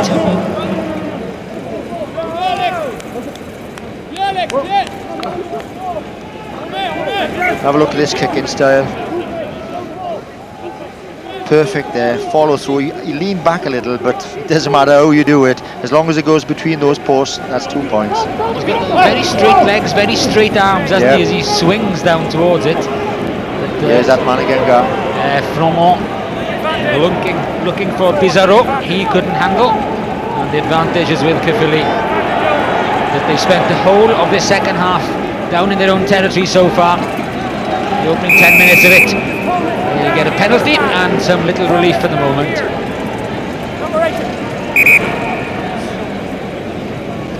And you know, you ask Caerphilly, what do? Do you tap and go and try to play the game at pace away from these big forwards, or do you give them a bit of rest by pinging it downfield? I think, you know, they're feeling the heat down there. Put it safe, give him a break, win your line-out ball. Word of explanation from Jean-Marie Bisaro. He couldn't gather that one. There's the captain, David Barrier, just getting the spray on the arm in the background there. He appeared in the final for Montferrand 4 seasons ago on the winning side then against Bourgoin. That's the experience we're talking about here. Caerphilly, as we say, a lot of part-timers. Out Justin Thomas, Roddy Boobyer, you know, they're giving it 100% at the moment. Let's hope they can hang on in there.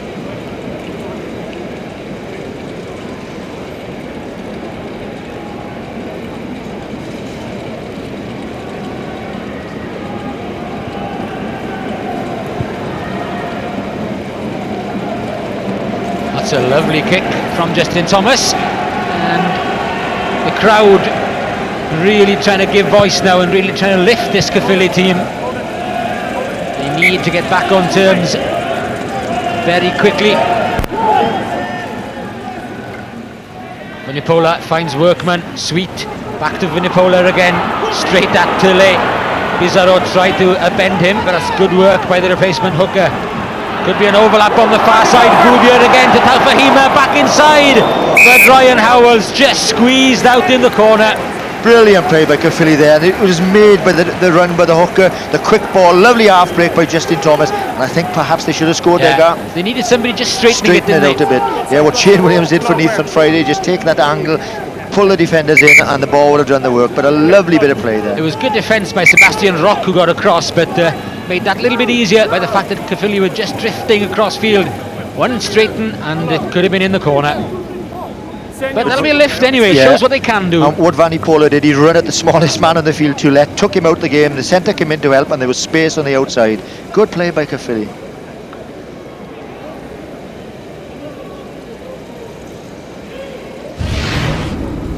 And there's the hooker, look, running straight at the midfield, and what happens, Stoica has to come in and help him. He's just caught out half a yard. Good hand, somebody straightened it out. There's the beautiful half break by Justin Thomas, but look, they just drifted across field. 3 men there against 2. Somebody should have straightened out, and they'd have scored a try to bring them back into the game. Wait for me. That's on. That's on. That's on. Count them, fellas. Count them. Good take by Guillaume Taussac. Back you go, fellas, please.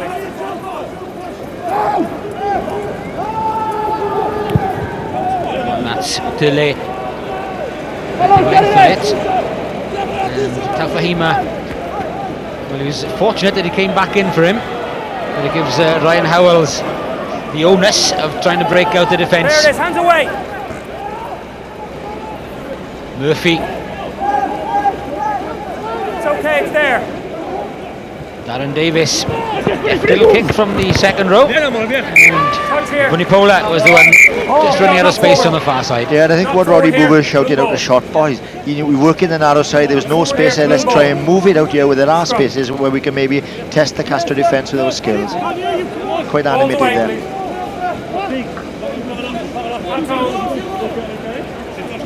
Crouch and hold, engage. Okay.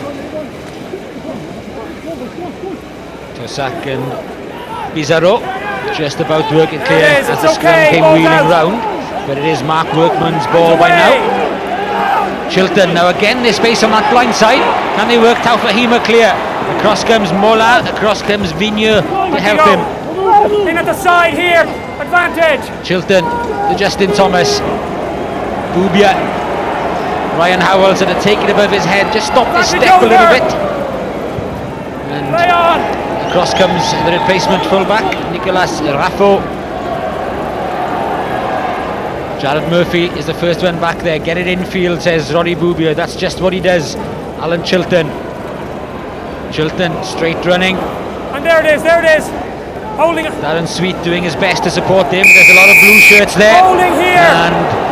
And as desperation came and Castres had the numbers, Caerphilly hanging on to the ball on the floor. Yeah, what was very noticeable, they worked so very hard to get down to the Castres line. Then when the kick went downfield, there wasn't many back there. Came out to Justin Thomas, didn't have a lot of support. They looked quite tired coming back there. And I think Castres will go for goal here and just take the 3 points and slow things down.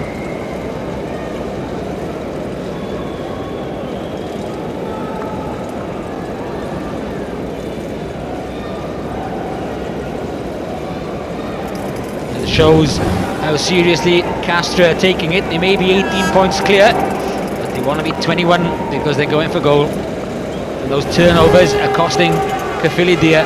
Yeah, and it's making it so much harder. It's very hot out there, Gar, and you know, for the forwards it's hard work, and when they lose the ball like that and it's kicked downfield, they get back there. Oh, it's very difficult.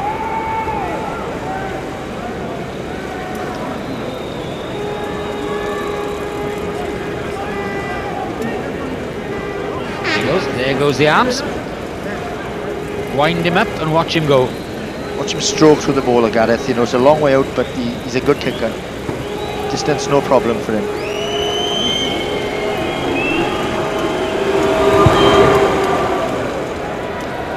Distance, no problem. Angle, no problem.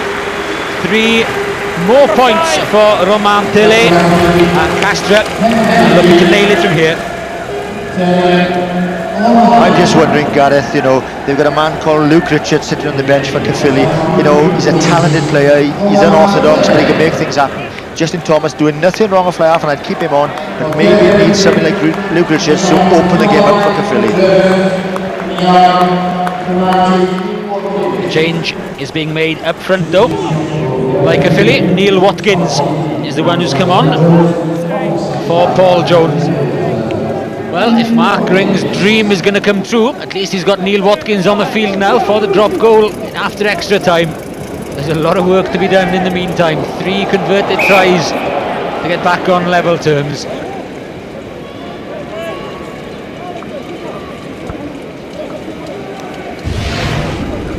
Here's the little half gap there, puts the kick through.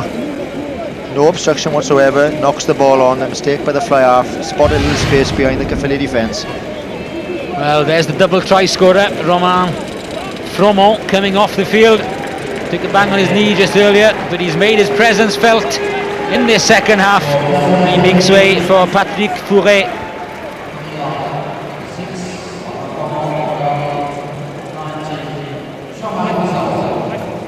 Crouch and hold, engage. Let's have it in, please. Pressure coming on the Caerphilly scrum. Stay. They got out of it well though. Not the best of passes into midfield, where Boobyer has to take the ball on the bounce and is engulfed by 3 players, and it's Stoica who ripped it clear. Backwards, okay. Play it, play it. But untidy. And in the end, they have to settle for just banging it downfield. Ryan Howells only has Taufahema in support inside, tries to do it himself. Oh, took a big collision with David Barrier. Gone forward here. Gone forward here. Stoica's having a huge game in midfield with us in defence or in attack, you know, he's a big man. Lovely chip ahead, beautiful chip ahead, but I think both players going for the ball. No malice earlier, with a bit of an elbow and then to Ryan Howells, but Stoica for me is a handful in midfield. He's 17 stone, Gareth, and he's put in some big tackles, ripping the ball, and he's a threat in attack. There is Christian Stoica, meant for Raffault, the replacement fullback. I put the jinx name, Gar. Yeah, maybe big and strong tackling, but he's a poor pass that time. Well, and almost worked out. There's a free gift for Polo Taufahema. But how many men are chasing Gallic or tired there? It's only Simon Granger who's up there, and there's 4 Castres players back, and they look to run from defence. Raffault linking up well with Arbo, and that's excellent support again. Arbo into Caerphilly's half. Barrier looks outside. There's plenty of people if they come left. There's at least half a dozen of them. Albouy gets it out to Mola. Spanghero spoilt for choice. Vigneaux finds the replacement back to Spanghero, and it's Nicolas Spanghero who gets yet another try for Castres. It's try number 4, all the way from their own try line more or less, and that is the class and the confidence now of Castres, who know they're going to win. Happy enough? Yeah. And it's all about, you know, tiredness at this level of the game. Look, they've attacked from deep inside near their own line. Caerphilly were exhausted, they couldn't get back there. Good tackle there, but their numbers are always going to be out to the right hand side. They made rather hard work of it to start because they were always there, but when the ball is moved simple, they're spoilt for choice. Look, Caerphilly absolutely exhausted, forwards trying their best to get back there, but they're out on their knees, and here's where the man works very hard. I think it's Spanghero, isn't it, who goes over, but they attacked from about 5 metres from their own line.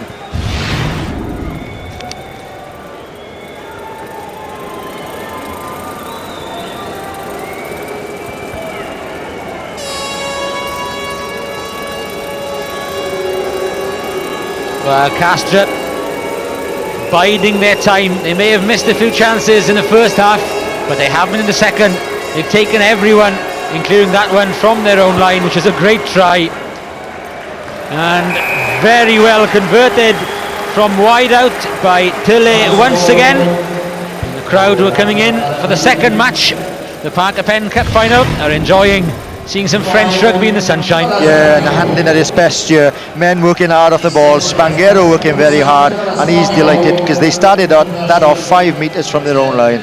And now perhaps the fitness of these full-time professionals, Caerphilly boys, giving it their best shot, being outstanding in commitment, but you could see they were tiring there. Nobody chased the kick. That's Mauricio Reggiardo, the Argentinian prop, coming off. Stephen Sparks, who was with Mark Ring up in West Hartlepool, comes on to replace him. And there is Luke Richards, as Phil Bennett suggested, coming on for the final quarter. Yeah, the problem is, Guy, he's such a great talent, but can he get the ball to use that talent?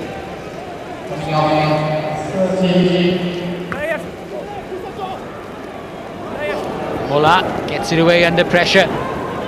Plenty of confidence now in this French team. Raffault. Ball breaks loose.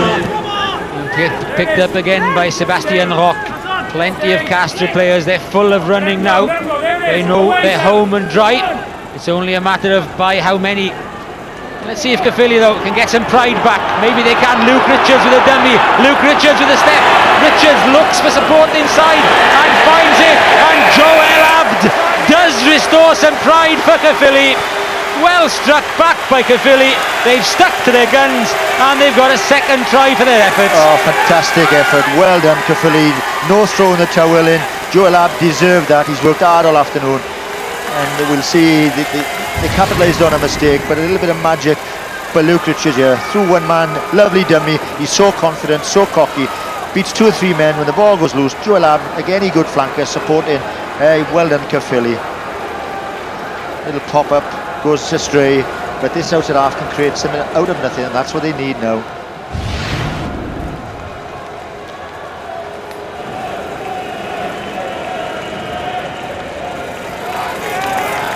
Green Army get the chance to give it some voice. He's so confident he's taking the conversion as well, Garcia.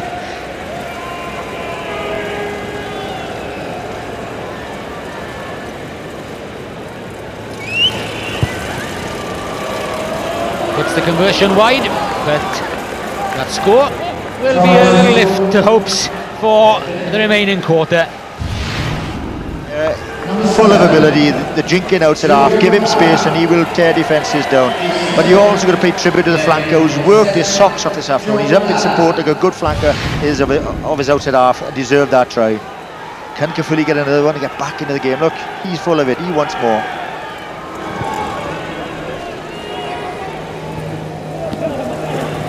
Fair Vunipola. Underneath the restart. And Caerphilly get the penalty. Can they build up some momentum now?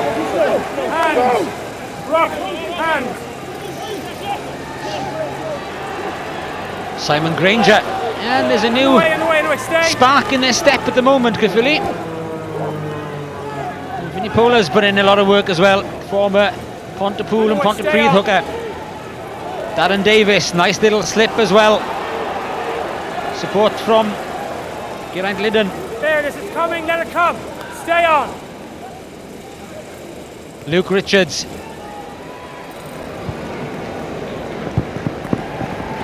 And that's a neat kick as well from Luke Richards.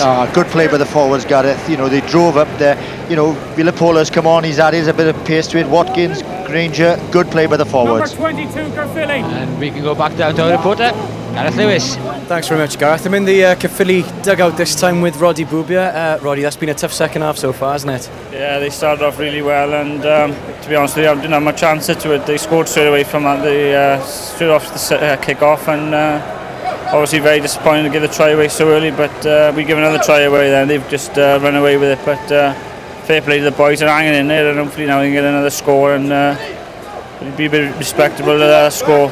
There's been a little spring back in the step since Joel Abd went over.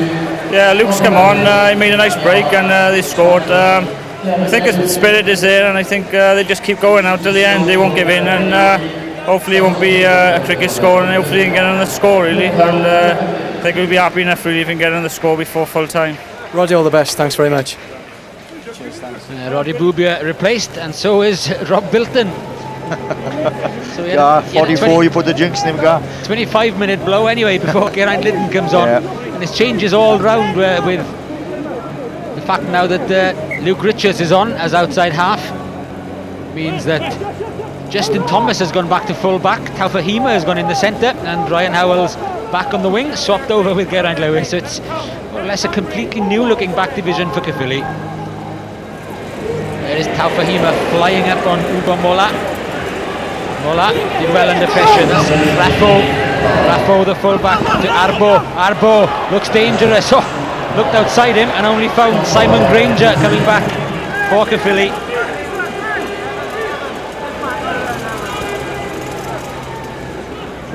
Murphy, Justin Thomas, up in attack. Vunipola. That's the Caerphilly 10-metre line they're on at the moment.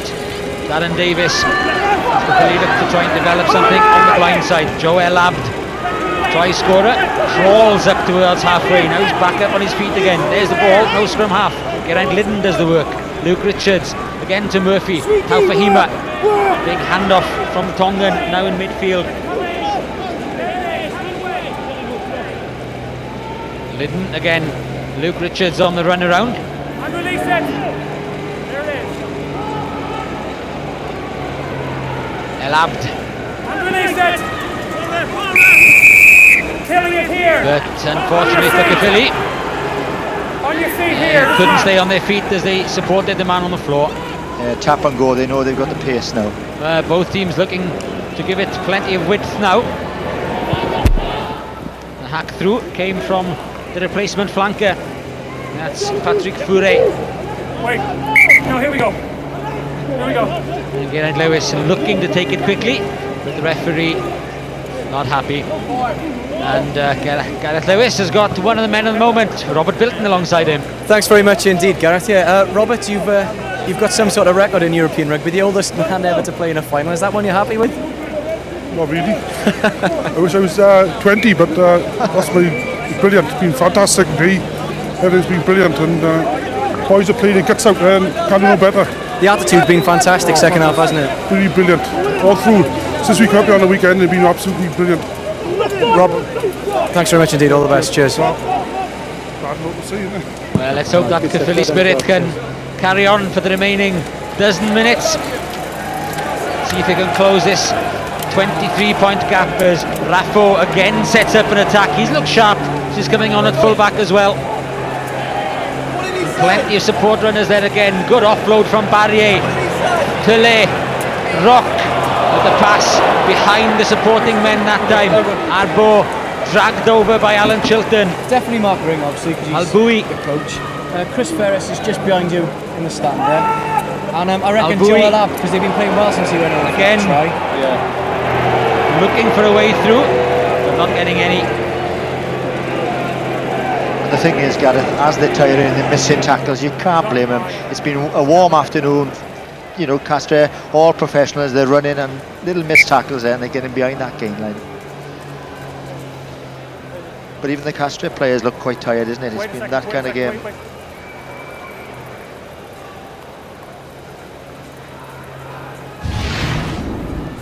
Yep, there's what I think he says, the high tackle. He does take him high. I think Darren Sweetley did the tackle and referee said it was dangerous, yeah. It's Holo Taufahema who's just getting the sponge on the face at the moment. And there's one Caerphilly guy far out on the wide out there, absolutely exhausted. His shoulder's gone, but nobody's noticed him, and he's can't pick him up from here. I think it's Joel Abd. And he's had a great game, Gareth, hasn't he? He's been everywhere, outstanding. And there's the website address just disappearing off the screen. Remember, for all your thoughts as the season draws to a close and as Wales prepare to go out on the summer tour of New Zealand and Australia, with just a matter of a World Cup to come as well. And just in case you missed it, it's www.bbc.co.uk/scrum5. And there's 10 minutes to go, and look, he's exhausted. He's run his legs off. Vital 10 minutes for Caerphilly. They played with so much pride, commitment, gut, spirit, everything. They don't want to get, you know, another 2 or 3 tries against them in the last 10 minutes. Well, this Castres team know what it is to score points. They beat the Dinamo Bucharest in the quarter-final 88-0 and 123-0. So they know to nail the coffin down. And they scored 50 points against Po in one of the legs of the semi-final as well. So they're not averse to scoring points, but Caerphilly certainly not capitulating like that at the moment. Change at outside half as well. Mathieu Sons comes on. And all the replacements now on for Castres. There is Sons. Big hit in midfield on Nadau.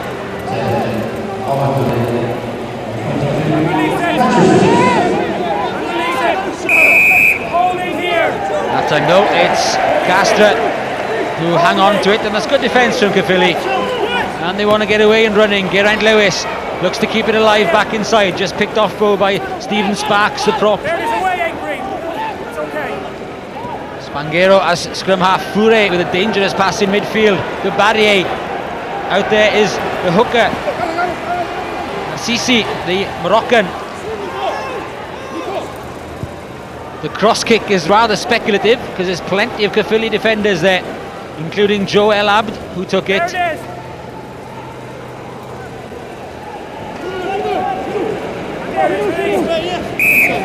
And Caerphilly can't work their way out the defence. They're going to have to go the long way down because they have spent most of this second half either in their own 22 or certainly in their own half.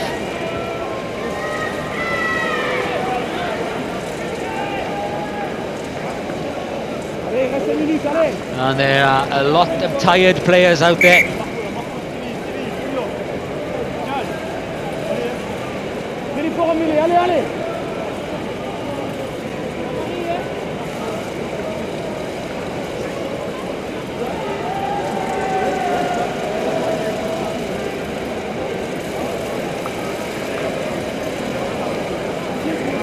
They're digging deep, they're trying to get together, and they're going to give it 110% right until the end.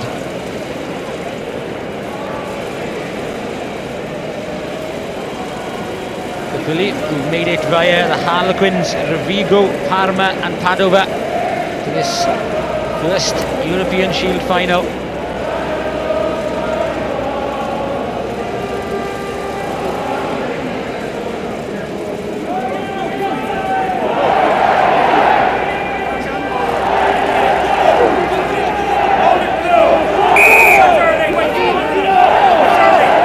Early with a drive that time from the Castres pack, and Chiltern with the tap and go. Luke Richards to Mark Workman. Unipola. Ranger trying to clear men out the way and doing so, allowing the ball to be released as far as Taufahema in midfield. There it is, it's okay, ball's out. But they've lost it again, and it's Taussac. And there was support there, both Sons and Arbo. Quickly taken throw by Caerphilly. There it is. And away blue, hands away blue. Chiltern, as the game still continues at 100 miles an hour. It has to, as far as Caerphilly are concerned, because they've only got 5 minutes to try and close that gap. Once again, Sparks. Arbo. Nice little flick from Albouy, but the wingers lost it this time. And as the game still continues to flow and people look for gaps, the mistakes keep on coming. Well, Phil, it's getting late on in the game, and it's your job of picking man of the match this afternoon. I could have picked a few, Gareth, from the Castres side. Stoica has been outstanding from out the flanker, but for me, they've all given their whack, the Caerphilly side, but one man epitomises everything that's good about him, the open side flanker, Joel Abd. There is Joel Abd, try scorer for Caerphilly in the second half, and his all-round effort gets him the Parker Pen Shield Man of the Match award. Good half break by Alan Chiltern, but couldn't release Ryan Howells outside him. There it is, hands away, 7. Offside 18, playing advantage. Nadau. Advantage over. Mola. Looking for space, good support from Albouy. That's excellent work by scrum half. Beautiful pass as well. Real skills from the Castres scrum half. But again, it's stout-hearted defence from Caerphilly. Offside in the middle, playing advantage. Mola trying to dance his way through. Castres have the advantage anyway if they can't use it. The gap's appearing once again though, but the last pass can't go to hand. And the referee says no, not enough of an advantage. It wasn't over. It'll be a Castres penalty, and again Caerphilly will have to defend. Hold it here. This man with the headband. Offside twice. Once over here, once here. Yeah, keeping the ball alive. The scrum half has come into the game more and more into the second half. Albouy, lovely flick pass there, and he's had a very, very good second half. Good sidestep by the replacement fly half, but also fantastic defence by Caerphilly.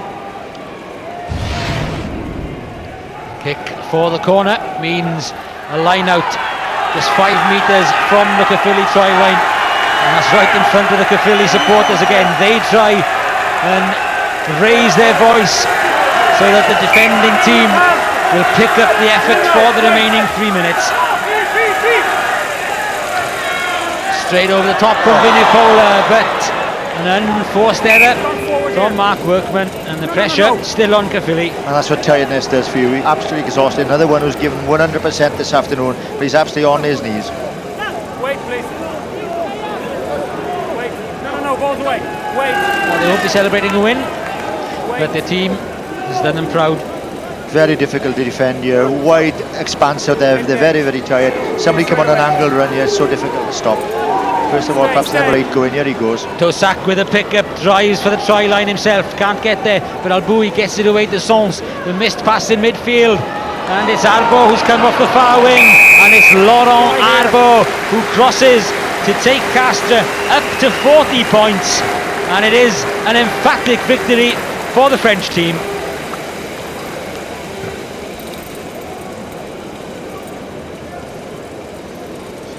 So difficult to stop. The number 8, Taussac, who's had an outstanding game, drives in, and he's taking the back row out there, leaving space on the outside. Good long missed passes out there, and here's where tiredness comes in. Try to stop him, and you can't stop a man there for 2 or 3 yards. We're absolutely out on your knees.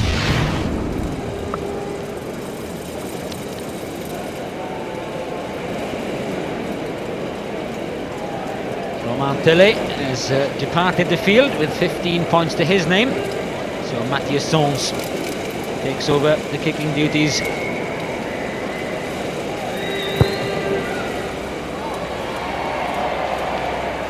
No, across the face, not that they need it anyway. The game is safe in the bank for Castres.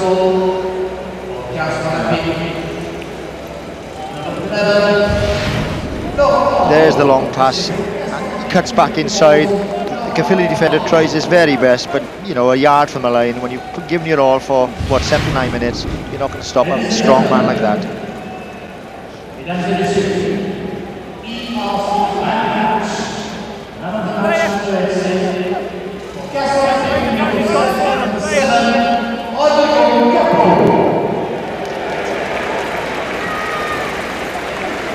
And away blue, stay. The mistakes still coming as Caerphilly try in vain. They have kept on trying, and that's the main thing. They haven't given up hope at all. And they were massive underdogs before the game started. And it's just about gone as most people thought it would. There may be even more to come. Pulling back here. Penalty.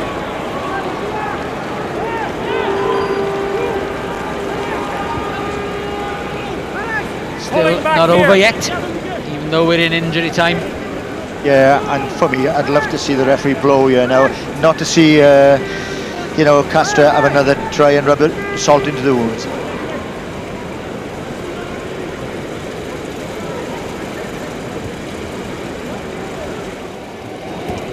Number 3, you pull them back there.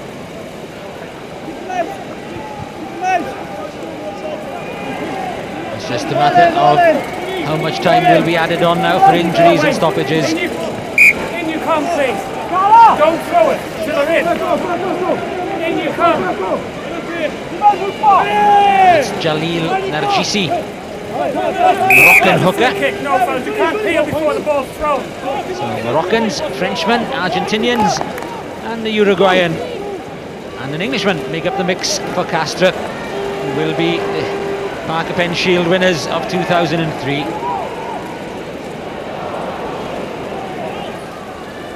Again, the unforced errors as tiredness creeps into this one.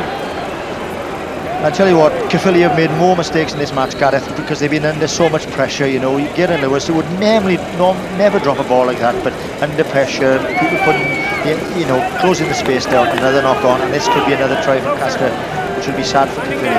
Last seconds of the game.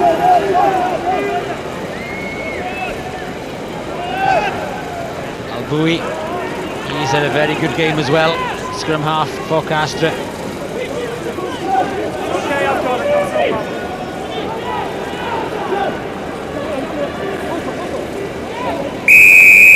Killing it here, no. 1, 2, 3. Fair play, look, they're looking to move the ball, Caerphilly, they can get the ball, still playing with a lot of pride.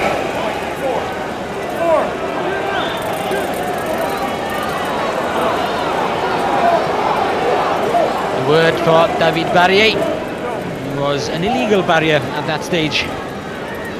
Geraint Linden, decent pass out to Taufahema. Geraint Lewis is called for the cross kick on the far side. Taufahema took it straight down the middle. Chiltern looks one way, then the other. Alan Davies can still pick those legs up. Yeah, had a good game in the second row. Here we go here, offside. I'd stick this into the corner, go and go for one last line out and drive over, because they look too tight to outflank him from this distance. Well, it's a tap and go from Luke Richards, but it's asking a lot to go from almost halfway. And that's the slip again. See, that's absolute exhausting. And that's it. The referee says that enough is enough. And at their third attempt, Castres have won the Parker Pen Shield. Caerphilly gave it their best shot, and the fans who have travelled up from South Wales show their appreciation for too many mistakes and a side that was too strong for them on the day. 5 tries to 2 in Castres' favour, and they are the Parker Pen Shield winners, having beaten Caerphilly convincingly by 40 points to 12. Yeah, they made a lot of mistakes, and you can't make mistakes against sort of quality opposition, and really they gave it 100%. Some of their defence was magnificent. You have to say that Castres will be a bit disappointed with their finishing at times. They probably threw 2 or 3 tries away, and some wonderful defence by Caerphilly kept them out. But in the end, Gareth, you can't be semi-professional and play against fully paid professionals. The fitness and the strength will tell, and they told in the second half. And look at, I think, 4 tries they got in the second half, and that's where the fitness came into it. And I think that Mark Ring will be disappointed. He wanted his players to go out there and express themselves. They certainly did with Roddy Boobier's try in the first half, but the mistakes were so numerous that they couldn't really get that continuity going. We saw one bit of genius from Roddy Boobyer, and Mark Ring would have loved that. One lovely jinking run by Luke Richards, and he loved that, but apart from that, too many mistakes. We do see Mark Ring going on the pitch there, congratulate his players and commiserate with them. And we can hear from the man of the match, Joel Abd, who's joined Gareth Lewis. Well, Joe, you've been voted ERC man of the match. I guess it's commiserations and congratulations. Yeah, it's obviously very disappointed. End of the season, it's a great game for us to finish off, but a bit disappointed with that second half performance. I thought in the first half we competed well, and thought we were a bit unlucky to go in the break, lose down. Yeah, Castres really came out with the blocks, didn't they? Second half. I thought we gave them the ball a bit too much, kicked a bit too much ball away, and you know what the French can do when they've got breakaway attacks, and they definitely proved today that the French flair's still alive. Caerphilly certainly perked up a bit though after your try. Just take us through that. Yeah, I was a bit lucky really. Luke did a bit of a dummy and then just spilled out, and luckily it bounced to me, and that's not going to stop me from 5 yards out with no one there. So luckily it's great. But, it's a great way to end the season on a great game. But obviously a bit disappointed we lost.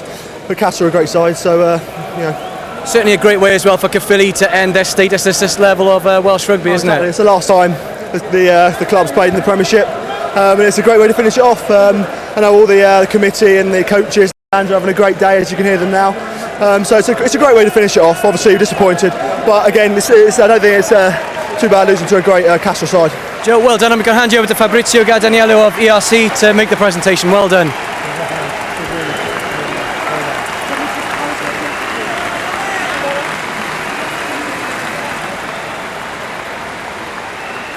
Joe El Abd there, the man of the match on the losing side. And the Caerphilly players just waiting to pick up their losers' medals. Ed, I suppose, El Abd summing it up there, he was proud of the way they had competed in that second half, but a little disappointed with some of the tries they leaked, which really sent all the momentum at the beginning of that second half with the French? Well, they made the one big error at the start of the second half when they got turned over and conceded the try. But I thought Caerphilly actually did really well to keep the score down, because Castres don't show any mercy. They were going flat out. They'd have scored 100 points if they could. Yeah. And Caerphilly stuck at it, and in attack, exhaustion took its toll. A lot of drop passes, but in defence, they kept it going superbly. They were tackling their socks off towards the end there. Yeah. You know, we've got to be careful. Steve Hansen, the Welsh coach, and Scott Johnson, the Welsh camp, they'll say, you know, don't praise too many sides that lose. But I just think on this one occasion, we can do it. You know, they're willing to praise Wales when they lose. No, Caerphilly as semi-pros came here and they're playing against a flat-out professional, well-funded, big rugby region representing club, and they've lost by, you know, by just 20-odd points. Yeah. That's an achievement for Caerphilly. 40 points to 12. Castres are about to go and get their cup. Let's go back to Gareth. Chris Ferris, the Caerphilly captain, leads the players up to get their losers' medals. A big effort from all the Caerphilly players, and they, having swapped shirts with the Castres victors, will cherish this memory of a European Cup final in the Shield in the Madejski Stadium. Jean-Pierre Lux, the chairman of ERC, and Derek McGrath giving out the medals to the losers, Caerphilly. They promised in the first half, but found the task that little bit too great for them in the second, and yielded 4 second half tries. Robert Bilton, 44 years of age, and a great afternoon for him just to be part of it. And Roddy Boobyer, the try scorer, who gave Caerphilly that ray of hope in that first half, but it wasn't to be. Castres, as expected, too strong on the day.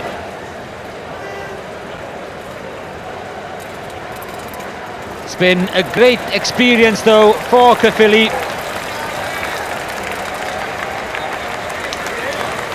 It's Mauricio Reggiardo who leads up the troops. There may be Caerphilly shirts going up to get that shield, but they're not Caerphilly players. The Frenchman, the Argentinian, the Uruguayan and the English of Castres are the ones who are going up to get their medals.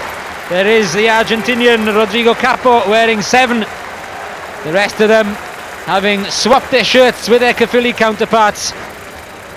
And after reaching 2 previous Shield finals, the original one in 1997 when they lost to Bourgoin, and the 2000 final when they lost to Pau, Castres have made it to a 3rd final, but this time they have become successful.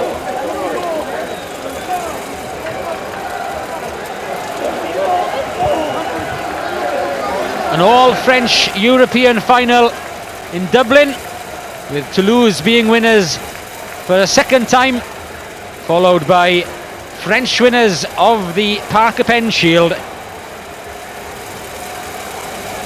David Barrier, the Castres captain, the last man up the stairs.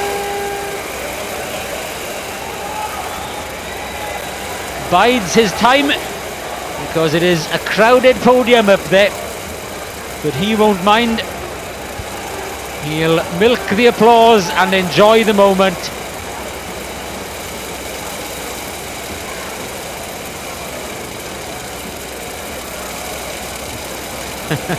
They're looking around to see how far they have to stretch to make the presentation.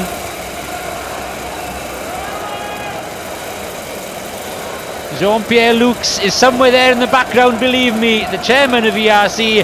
He hands over the Parker Pen Shield to David Barrier, and he lifts it high as Castres are the Parker Pen European Shield winners of 2003.